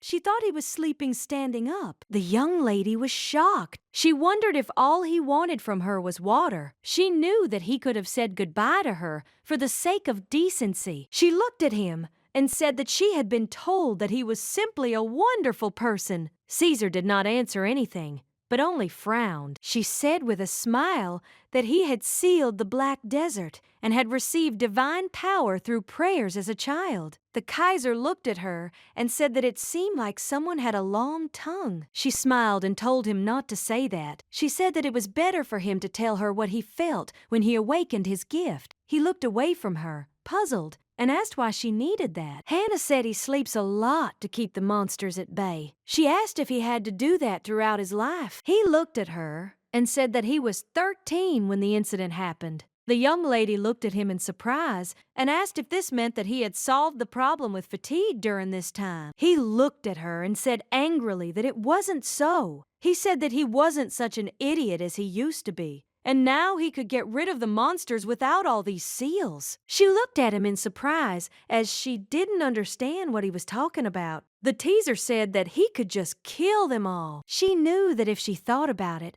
the original Caesar was described as some kind of religious fanatic who was ready to exterminate the villains, just so there would be peace on this earth. She understood that you could expect whatever you wanted from such a quiet man. She looked at him and said with a smile that in that case, he should take care of himself. He looked at himself in surprise and asked what she wanted from him. Hannah looked at him and asked if he could help her. Caesar looked at her with a fixed gaze and said that now he could hardly help with anything. She sighed heavily, since she did not expect more. After a few moments of pressure, she smiled, looking at him, and said that in that case she would leave him. Caesar was puzzled, as he was on the verge of exhaustion. But after one glass of tea, he felt much better. He looked after the young lady with surprise. At the same time, in the main church, His Holiness was engaged in prayer. The priest approached him and said that the number of monsters in the Black Desert had increased, although the barrier was holding them back, but it was unknown how long this would last. Pope Bellissimo Feltro looked closely at the priest and asked what Caesar was doing now. The priest looked at the Pope and said that Caesar was in the temple located in Remium. The priest asked if they really needed to call him. The Pope sighed heavily and asked how things were there. The priest looked at him and said that the temple was located in a small village. But some time ago, a plague appeared there, and Dad asked if there were really a lot of deaths there. The priest said that there are only a small number of deaths there. In fact, residents from different cities visit this temple and supposedly receive a blessing. The nearby cities are already fully charged, but the residents of this village have practically no deaths. He said that he thought the temple was full of people now. Dad frowned for a moment and thought he was wondering why Caesar was so worried about that place. Dad understood that there was probably something very interesting there. A young lady passed by the temple and heard people talking. They said that this was a blessed place, and if you drink the water here, you can avoid getting the plague. But they were still surprised and did not understand why, in that case, there were no nobles here yet. People said that this temple is not for sale, and it will not be bought with any money. The young lady looked in surprise at all the people who came and asked, "If you have this water in the temple, should they not provide it to the residents?" Masha looked at Jan and said that he wanted to argue with him about the fact that the mentor would not understand everything soon. Jan sighed heavily and said that he thought she was just playing for the audience. Masha came closer to her and said with a smile that she should already come to terms with the fact that she had a healing gift. Hannah smiled and said that she was sure that it was just a coincidence, but she was a little puzzled since she realized that she was literally doing nothing. She knew that only at the end she added a little bit of leaves to the tea. She felt very awkward about it. She wondered if she shouldn't have some kind of awakening because of the great healing. Hannah said that although the temple is currently working tirelessly, she is very happy that thanks to it,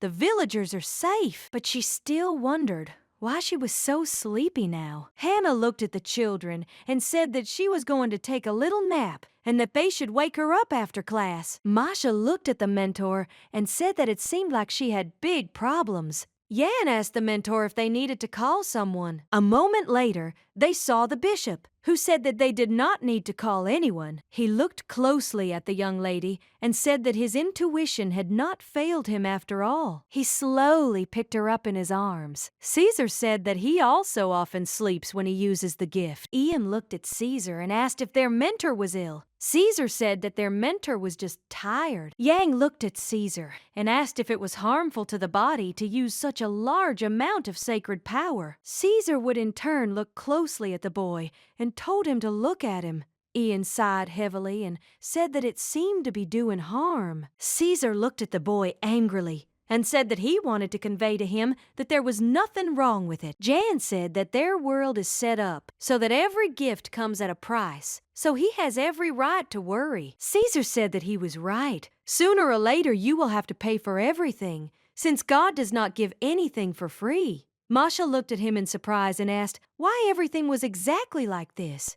he asked. But doesn't God love them? Caesar looked at them and said that man was created by God. Jan said that this is why he doesn't like temples. Caesar said that he had no doubt about it. Jan looked at the high priest and asked if he would tell him anything more about their God. Caesar said that he was confused. Sometime later, the young lady decided to check the situation outside the temple. She saw that almost all the shops in the city were closed. She knew she needed to find all the things she needed as quickly as possible. Approaching the store, she saw that it was also closed. She realized that in this case, she needed to go back. A moment later, she heard some noise and looked to the side. She realized that since she had already come, she should take a look at the situation in the village. As she passed by people, she heard crying and cries of supplication. The man looked at his friend and asked why he was shaking an already dead man. The young lady was shocked. She froze. She wondered what was going on here. The boy looked at his uncle and said that it would be very sad if he just died here. The man looked at the boy and asked what was sad about it. He said that it was a blessing that such poor people like them would die from the plague. The boy asked in surprise if they should really be happy about this. The boy shook his uncle and told him to come to his senses, since they needed to go to the temple. The man looked at the boy and asked if he really thought the temple would help people like them. The boy looked at the man with anger and asked what he even knew about it. A moment later, the boy was stunned. He looked to the side in surprise because he saw a girl. The young lady sighed heavily and said in a trembling voice that she was just passing by. The man looked at her sideways and asked if she had come to look at their dirty appearance. Hannah looked at them in surprise and asked why they weren't doing anything when they were so sick. The man sighed heavily and said that beggars like them don't get any help. Hannah looked at them and said that it was not true, since in the temple they don't look at a person's status. The man said that they could no longer escape death. He looked at her and asked if she understood this. Looking at her, he asked who would help them, since everyone was busy only with their own salvation. She came closer to the boy and asked if all the people here were sick. The boy was puzzled and said that this was true, and that almost everyone was sick. She looked at him in surprise and asked why he wasn't getting treatment. The boy looked at her and said that, as the old man had said earlier, people give up even though they don't try very hard. He said that the people here are used to giving up. Hannah froze in shock. She didn't know what to do in such a situation or what to say. She saw an alley where the light didn't really reach, rotting bodies and excrement, a debilitating stench. She realized that if death had a smell, it would probably be like this. She understood that the place she had just looked into was only the tip of the iceberg. A moment later, the man began to cough, and blood began to pour from his mouth, and the boy, in turn, called for his uncle. The boy said that not everyone here is a beggar. As the disease spreads, there are also those who have lost everything, which is why they were abandoned. The boy said that this uncle was the owner of a large shop. The boy said that because of his illness, his sons abandoned him here. Hannah was in shock and could not believe such a thing. The man coughed again, and the boy hurriedly ran to him and started calling him. The boy screamed and asked the man to wake up, but he did not answer. The old man looked at the boy and said that in the end, he gave up his spirit. The old man told the boy to close his eyes. Hannah could not stand such a sight, as she felt sick from everything. The old man looked in her direction and said that if she did not want to get infected, she should leave this place. The young lady ran without looking back. It was hard for her to endure this. A few minutes later, she stopped to collect herself. She was in shock and wondering how this could be. She said with tears in her eyes that it was simply impossible. Hannah knocked on Caesar's door, and he said she could come in. Caesar asked in confusion what had happened, and the young lady called out to him in a trembling voice. He looked at her stunned look in surprise and froze. She called him several times. Coming closer to him, she said that the village was in complete chaos.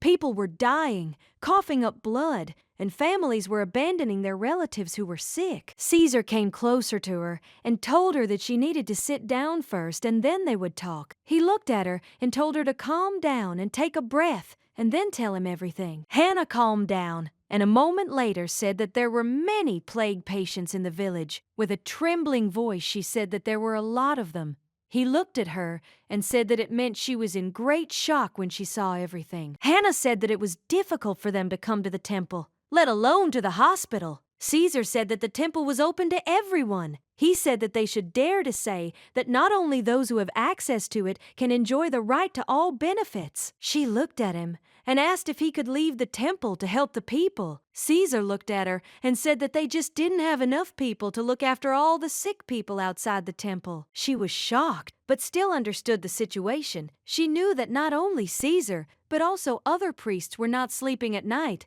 and were suffering from a lack of food. She blamed the temple for all the annoyances. She sighed heavily and said that they still needed to do something. She looked at him and said that she could use her powers. He looked at her in surprise and said that he didn't know what she was thinking. She looked at him and said that he himself had told her earlier to take the ability test. Hannah looked at him intently and told him to get tested. She said she would take it right now. A few minutes later, she said firmly and confidently that she wanted to take the exam right now. She knew that if she was truly gifted, this was the perfect time to use her power. She knew she wasn't Mother Teresa, but she didn't want to see other people die anymore. She couldn't continue to pretend nothing was happening. She realized that they didn't even know that someone like her could help. The young lady was in shock. She wondered what to do if it was already too late. She wondered if she could count on herself in this case. Caesar, in turn,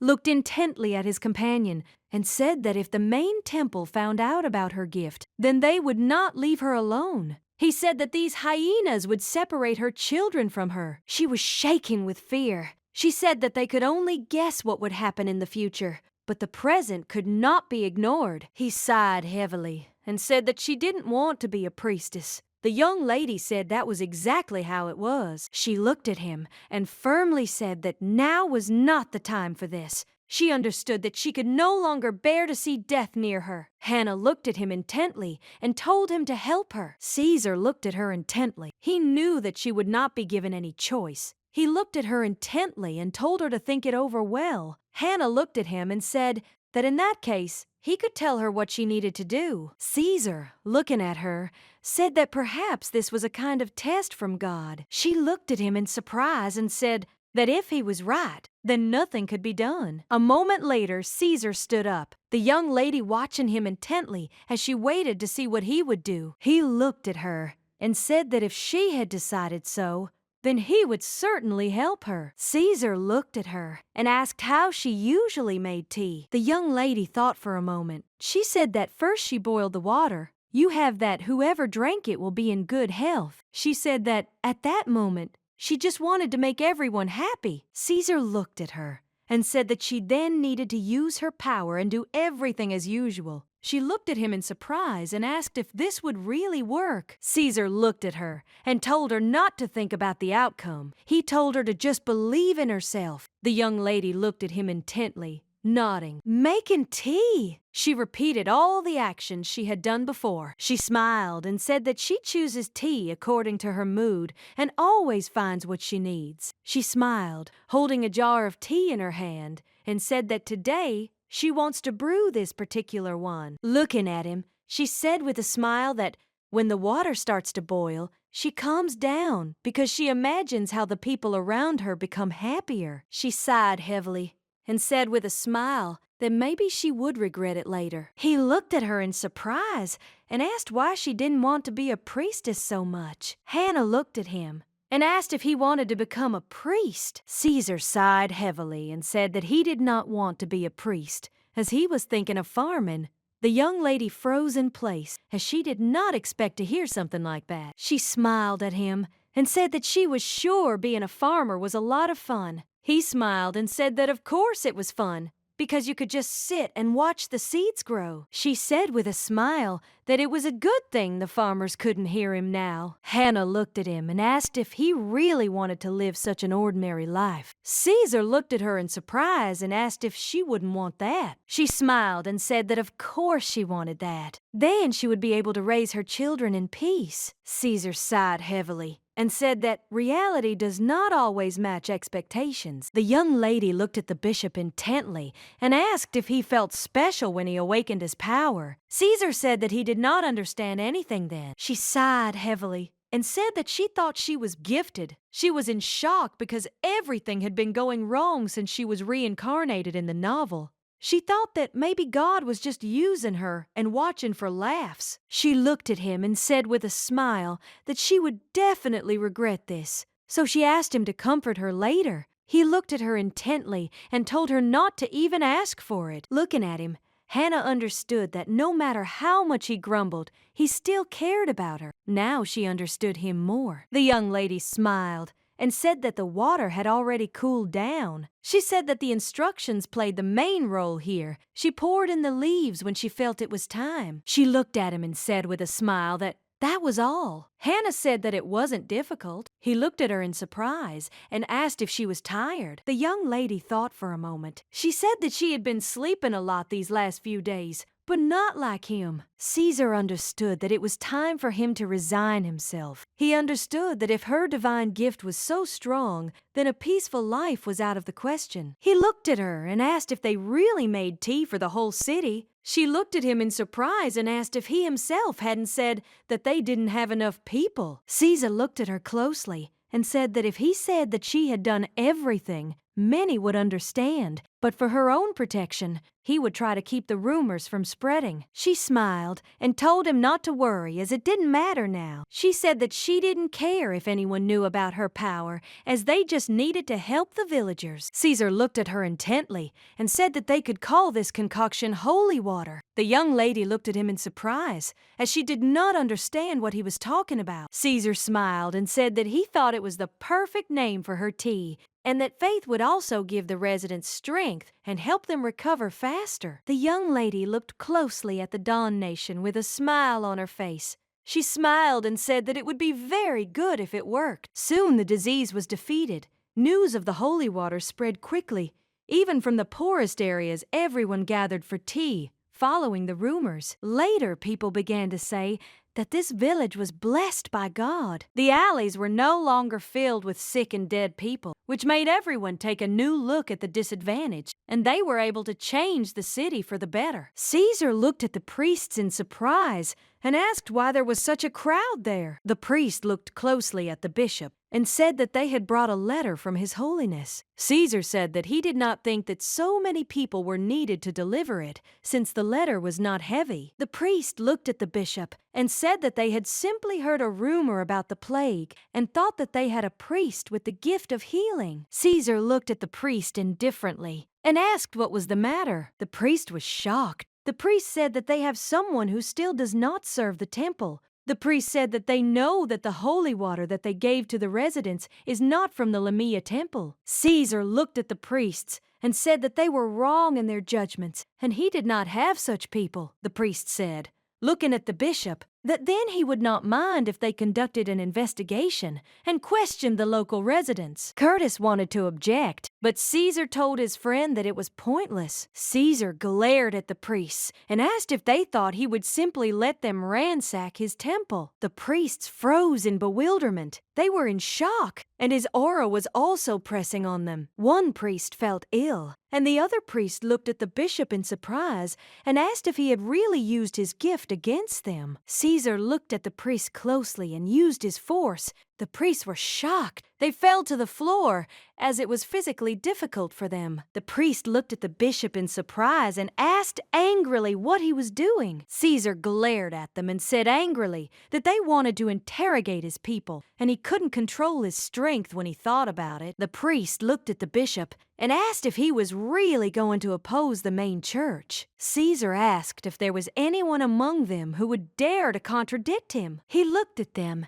and asked if a priest who did not know him wanted to contradict him. Caesar looked at them and calmly told them not to disgrace themselves and to leave the temple. All the priests froze in bewilderment. The priest looked at the bishop and told him to at least read the letter from the Pope. Caesar said that when he had time, Then he would read it. Caesar smiled and told them to give his regards to the old man. Curtis looked closely at Caesar and asked if he was okay. Caesar sighed heavily and said that he just hoped they understood everything. He said that he should still read the letter from the Pope. The Pope wrote to him that he didn't know how his 3-year vacation in the village had gone, but during that time, the world had changed a lot. He wrote that of course there was no point in telling Caesar about it, since he didn't care at all. He wrote that problems had arisen with the Black Desert. The Pope wrote that he had no idea how to get rid of her. He wrote that the temple really needed Caesar, and they also needed people who had the gift of healing and fighting, since they would be useful in that damned place. He wrote that many could suffer, so the Pope advised him to immediately start looking for a priest of healing. He told Caesar to find a man immediately. The Pope also wrote to him,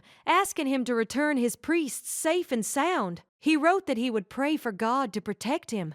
Caesar threw the letter away in anger. He sighed heavily and said that it was just a waste of his time. Caesar was puzzled. He understood that one day the truth would come out, and it seemed that the Pope already knew everything. Caesar understood that it was all bad timing, since he did not want to separate her from the children right now. Caesar looked at Curtis and called him. He looked at him in surprise. Caesar told Curtis to tell those idiots who left that he was ready. Curtis looked at the young lady and said that it looked like she would have to take an exam. Now the young lady understood why such a crowd of priests had come to the temple. She realized that they had come for her. Curtis looked at her and said that the bishop of the main temple seemed ready to take the exam. She looked at him in surprise and asked what would happen if she did pass the test. He said that usually the main temple immediately drags people like her to itself to make them priests or clerics. She looked at him in surprise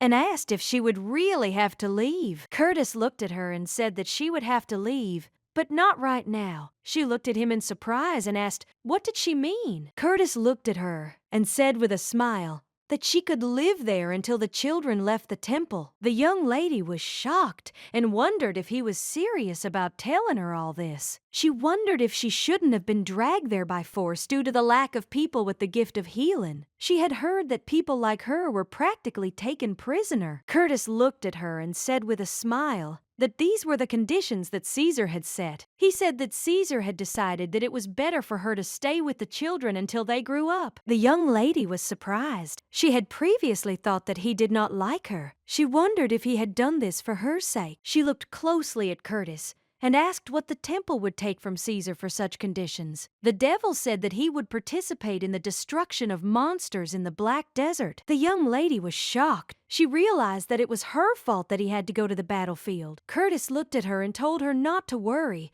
since Caesar would have been sent there anyway. He smiled and said he just wanted to let her know the test was coming. The young lady looked at him and thanked him. She continued to stare after him for a while. She knocked on the door and asked Caesar if he was there. Caesar said that she could come in. Entering the room, she said that she hoped that at such a late hour she had not disturbed him. He looked at her in surprise and asked why she was there. Hannah looked at him and said that she came to him because it was her fault he was leaving. Caesar said that this was not so. He looked at her and with a smile asked if she seriously thought that it was only because of her that he was going into the desert. The young lady said, puzzled, of course not. Of course she knew he was a great priest who was destined to save the empire. He looked at her and told her not to serenade him, since there were a lot of his admirers besides her. The young lady was shocked. She came to him just to talk, and he again put her in an awkward position because she still felt obligated to him. Caesar said he would have gone there anyway, but now they both won. She looked at him and thanked him with a smile for everything he had done for the children. Caesar looked at her intently, but did not answer. She knew that he always took care of them and also kept a close eye on their finances. She looked at him and asked when he was leaving. Caesar said that first he needed to go to the main temple to consult about a suitable day for the trip. She sighed heavily and said that she hoped that it would not happen soon. She understood that she had done little for him. She knew that lately he had not eaten anything at all and looked very tired. Caesar looked at her and, sighing heavily, told her to communicate with him as usual. She smiled and said that she would certainly tell the next generation how wonderful he was. Caesar said that she did not need to do such a thing. He looked at her and asked if she was going to build monuments to him. She smiled and said that it was just a wonderful idea. He looked at her and asked if she knew that everything would be deducted from her salary. She looked at him and with a smile asked if he would mind something simple, small in size. Caesar said that she could chat about all sorts of nonsense outside his office, since she was distracting him. The young lady was shocked, since she was pouring out her soul to him, and he was saying such words to her. She looked at him and said that anyway she wanted to thank him for everything. She smiled and said that she hoped that one day she could repay him. Hannah said that in that case she would leave him. Caesar, in his usual manner, only waved his hand. The young lady looked at him intently, as if saying goodbye, and it seemed to her that their dialogue was over. It was strange, but that was not a bad thing. She understood that this was where his authority ended. A moment later, he called her. Hannah asked in surprise if he really wanted to tell her something. Caesar said that he just thought and decided that he should correct her. A moment later, Caesar said that he didn't do it for the children. Hannah looked at him in surprise, as she didn't understand what he was talking about. He sighed heavily and said that he did everything not for them and the villagers. She looked at him in bewilderment and asked what he was talking about now. Caesar looked sideways at the young lady and said that he did everything for her. Hannah was shocked. She looked at him puzzled and asked if he really did everything for her. She could not understand what he was talking about, and his words seemed incredible to her. She was confused because he had previously asked her if she seriously thought that it was only because of her that he was going into the desert. Caesar looked at her intently and said that he just didn't want her to forget about him. He said he would be glad if she remembered him all the time. After these words, he told her to leave quickly. She looked at him in surprise, wondering if he was in a bad mood again. Masha looked at Coco with a smile and asked if they would really sleep together tonight. He looked at his pet in surprise and asked how his black plumage could be so shiny. He knew that the mentor had told him earlier that they couldn't sleep together, but he still thought that for one night they could make an exception. He looked at him and said with a smile that they would live happily ever after with him. He hugged his pet tenderly, as he was happy to be near him. The next day, Hannah entered Masha's room. Hannah was shocked because she saw that Masha was sleeping with Coco, and the boy had an unhealthy look on his face. Hannah ran closer to the boy and asked in shock what had happened to him. She asked if he was really ill. A moment later, she turned her gaze to Coco. She looked at the bird in surprise and asked if it was really him. Hannah was in shock and did not understand what had happened. Jeremy entered the room and looked at the bird in surprise. He looked at the teacher in shock and asked if it was really Coco. Hannah was no less shocked and said that it was exactly like that. Hannah sighed heavily and said that she needed to check on Masha's well-being. She looked at Jeremy and asked if he could call her bishop to them. Jeremy looked at her and said that he would do everything now. Hannah looked at the boy and told him to be patient for a little while, as the bishop would be coming to them soon. Hannah was in shock. She knew she needed to make tea. A moment later, she turned her gaze to her pet and froze. Looking at him, she realized that he was now bigger than the door. She was in shock and did not understand what they should do with him now. Ian came closer to her and asked what was going on. Hannah looked at her pet with confusion and said that, to be honest, she herself did not understand, since yesterday everything was fine. Hannah looked at the pet with confusion, wondering how they would get him outside. Jan sighed heavily and said that the bishop would help them. But a moment later, they heard a crash and looked at the bird with bewilderment and shock. Hannah looked at the hole in the door in surprise and asked Ian if he had done it. Ian said that he hadn't even moved from his spot. Hannah looked at Coco and asked if he really did it. Coco, in turn, cooed happily and playfully. The young lady was shocked. Hannah didn't understand how he could do something like that. Hannah looked at him and asked if he thought he would even fit in the chicken coop. A moment later, their bird walked outside. Ian looked at the bird with a puzzled expression.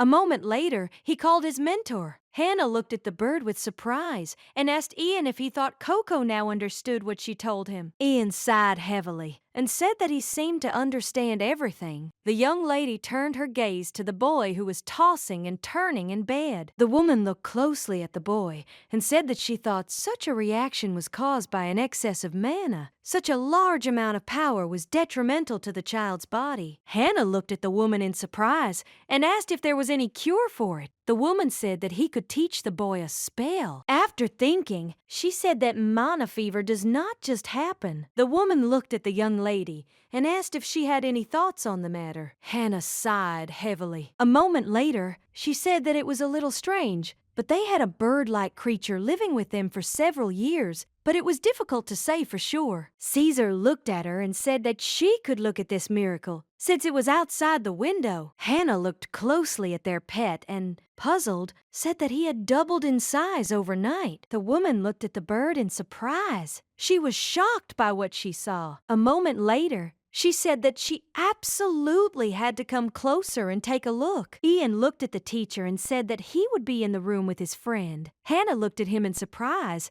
and said that this was very good for them. The woman looked at the bird in surprise and puzzled, said that she had never seen anything like it. She looked at Hannah in surprise and asked where they found this creature. Hannah thought for a moment and said that it just hatched from an egg. The woman looked at the young lady in surprise and asked if someone had helped. Hannah said that it was all thanks to Masha. The woman came closer to the bird because she wanted to touch him. She looked at him intently and said that she did not think she would live to meet him. The woman looked at the bird in surprise as he used magic and cooed to it. Her magic ricocheted and did not reach the bird. The woman looked at him intently and said that she was now absolutely sure that this was an ancient demon. She looked at them and said that this was a demon that was completely different from his kind. Hannah looked at her puzzled and asked if this demon was dangerous. The woman said that the power of the ancient demons was incredibly great, and it would be enough to easily destroy the entire building when he grew up. The young lady was taken aback by the woman's words. She was in shock and didn't know what to do now. The woman said with a smile that, however,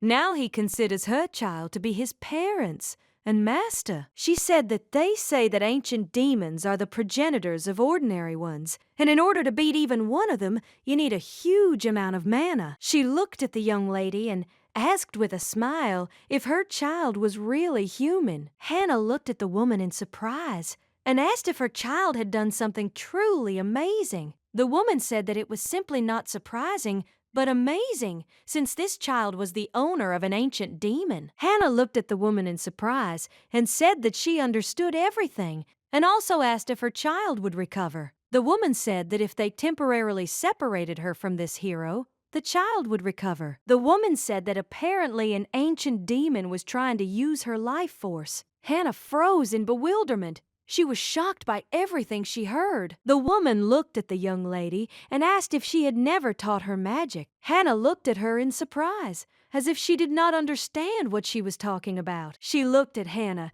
and asked if she wanted to send her child to the magic tower. She said that if the child was taught how to handle magic correctly, then such incidents should not happen again. The woman said that it would be a wonderful opportunity for them to study the ancient beast. She said that it would be good for everyone. Caesar looked intently at the woman. Hannah, in turn, froze in bewilderment. She did not know what to answer her. A moment later, she said that her child should decide everything himself, since if the child does not want to, then she is not going to force him. The woman said that when the child gets better, she should definitely tell him about the possibility of getting into the tower. The young lady sighed heavily, but still agreed with the woman. Hannah looked at Jeremy and asked if he was going to go to Night Academy. Jeremy said that of course he was going to do so. Jeremy smiled and said that Moses even said that he wrote a recommendation for him, so he will go there to become the strongest. Hannah smiled and said that he will become a great knight. She smiled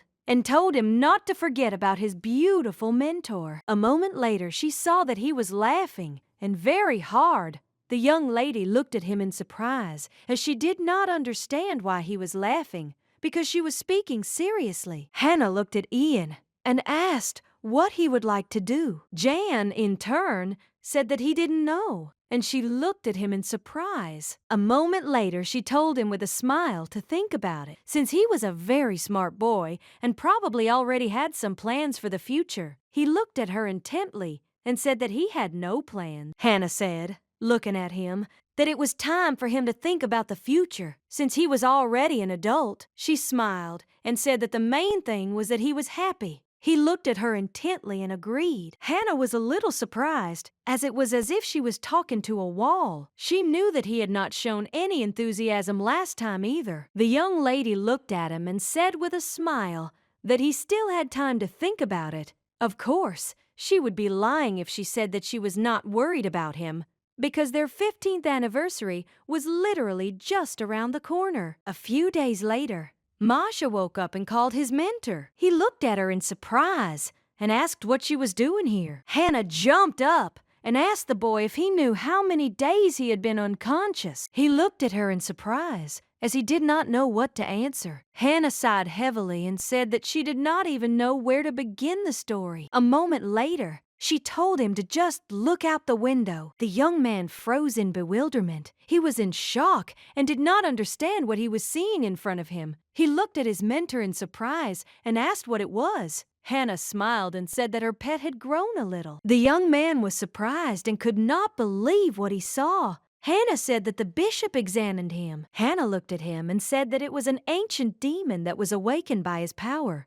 which is why he was unconscious for several days. The young man stared out the window and, sighing heavily, said that it was simply cool. Hannah looked at the boy shyly and with a smile, as she thought it looked very cute. She knew that he was now thinking about how to spend more time with Coco. He looked at the bird and said that he would probably eat a lot from now on. Hannah was shocked. She wondered if that was all he wanted to say. Hannah looked at him and said that she had been told that he had an excess of mana, and for his own good and health, he needed to learn to use it. He looked at his mentor in surprise and asked why they wanted to take his pet. Hannah smiled and said that it was because he was much stronger than they could have imagined. For a moment, the young man thought. A moment later, he asked if they would pay him there. Hannah looked at him in surprise and asked if he really thought they wanted to work him for nothing. She asked if he was too young to worry about money. He looked at her and said with a smile that it was never too early to dream of luxury and wealth. The young lady smiled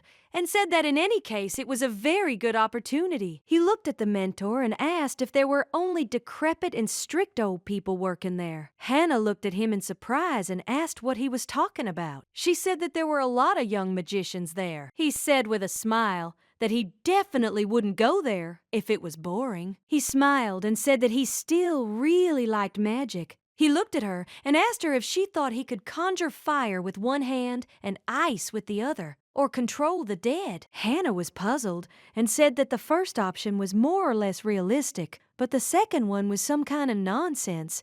He looked at her and said that it would be really cool if he could control skeletons. Hannah sighed heavily and said that it was not cool at all. He looked at her and asked if it was time for him to leave the temple already. Hannah said that it was not yet, but he himself had to decide when he wanted to leave. He said that he had to talk to the magician first. He looked at his mentor and said with a smile that one day their paths would all diverge, but he still hoped that he would not be the first to leave. Hannah was shocked because she couldn't even imagine what he would think about it. Hannah came closer to him and said with a smile that it was never too late to visit. He smiled and said that was exactly what she wanted to tell her. Later, the magician introduced them to the school. That day, the boy behaved differently than usual. Hannah was very glad to see how seriously he took all this. In the end, he still decided to leave the temple for the tower. And this was expected. She looked at the letter and asked if it was for her. Caesar said that it was for her since it was addressed to their school and therefore was under her responsibility. She asked in surprise who the sender was. Caesar looked at her and asked if this was a love letter. The young lady could hardly contain her laughter. A moment later, she said with a smile that he seemed to have a good imagination, that if she opened this letter, there would be something personal in it anyway. He thought that it was still strange that you sent the letter to the shelter and not to the addressee personally, and usually it means bad news. The young lady froze in bewilderment and shock. He looked at her and asked what was in the letter. Hannah after thinking, said that this letter was from the Duke. Looking at Caesar, she said that the Duke wants to take Jan away. The message was very clear. He recently returned from a trip and heard about Jan, and now he wants to become his guardian. Caesar sighed heavily and said that, of course, this would not end well, but would only lead to many deaths. She looked at him in surprise and asked if he was trying to hide the boy. He said that there were attacks, and she should have heard for herself what was happening now in the imperial family. The entire imperial family is struggling to gain power. So all this time, the Duke has been conquering lands in the desert to gain as much power as possible. She knew that it would be obvious that sooner or later, another player would appear on the battlefield, and that player was Yang, the Emperor's illegitimate son. Hannah looked at him and asked if it was bad news. She said that he didn't know Ian well. Caesar looked at her closely and said that Yang was not what he seemed. All this time he was hiding his claws under his gloves, and with his indifferent look, he hid the desire to achieve something more. She looked at him in surprise and asked what nonsense he was talking about. She said that he knew John as well as she did. Caesar looked at her and asked if she ever paid attention to the books the boy was reading. He said he had read books such as How to Rule an Empire, History of Rulers, Convinced Monarchy, New Age of Empire, Kingdom Under Tyranny. Caesar said, looking at the young lady, that the boy seemed to be preparing for this day. She thought for a moment and said, it seems like he was waiting all this time to take revenge on his father. Caesar said that sooner or later, everything would come back to the emperor like a boomerang. He said that the boy was very smart, so he didn't think that anything bad would happen to him. He said that he probably already had his own plan. The bishop said the boy was in his natural habitat. She smiled and said that it seemed like everything was God's will. He looked at her in surprise and said that she spoke like some kind of priest. She smiled and said that this could be called preparation. Caesar smiled and said that time would tell what God had in store for him.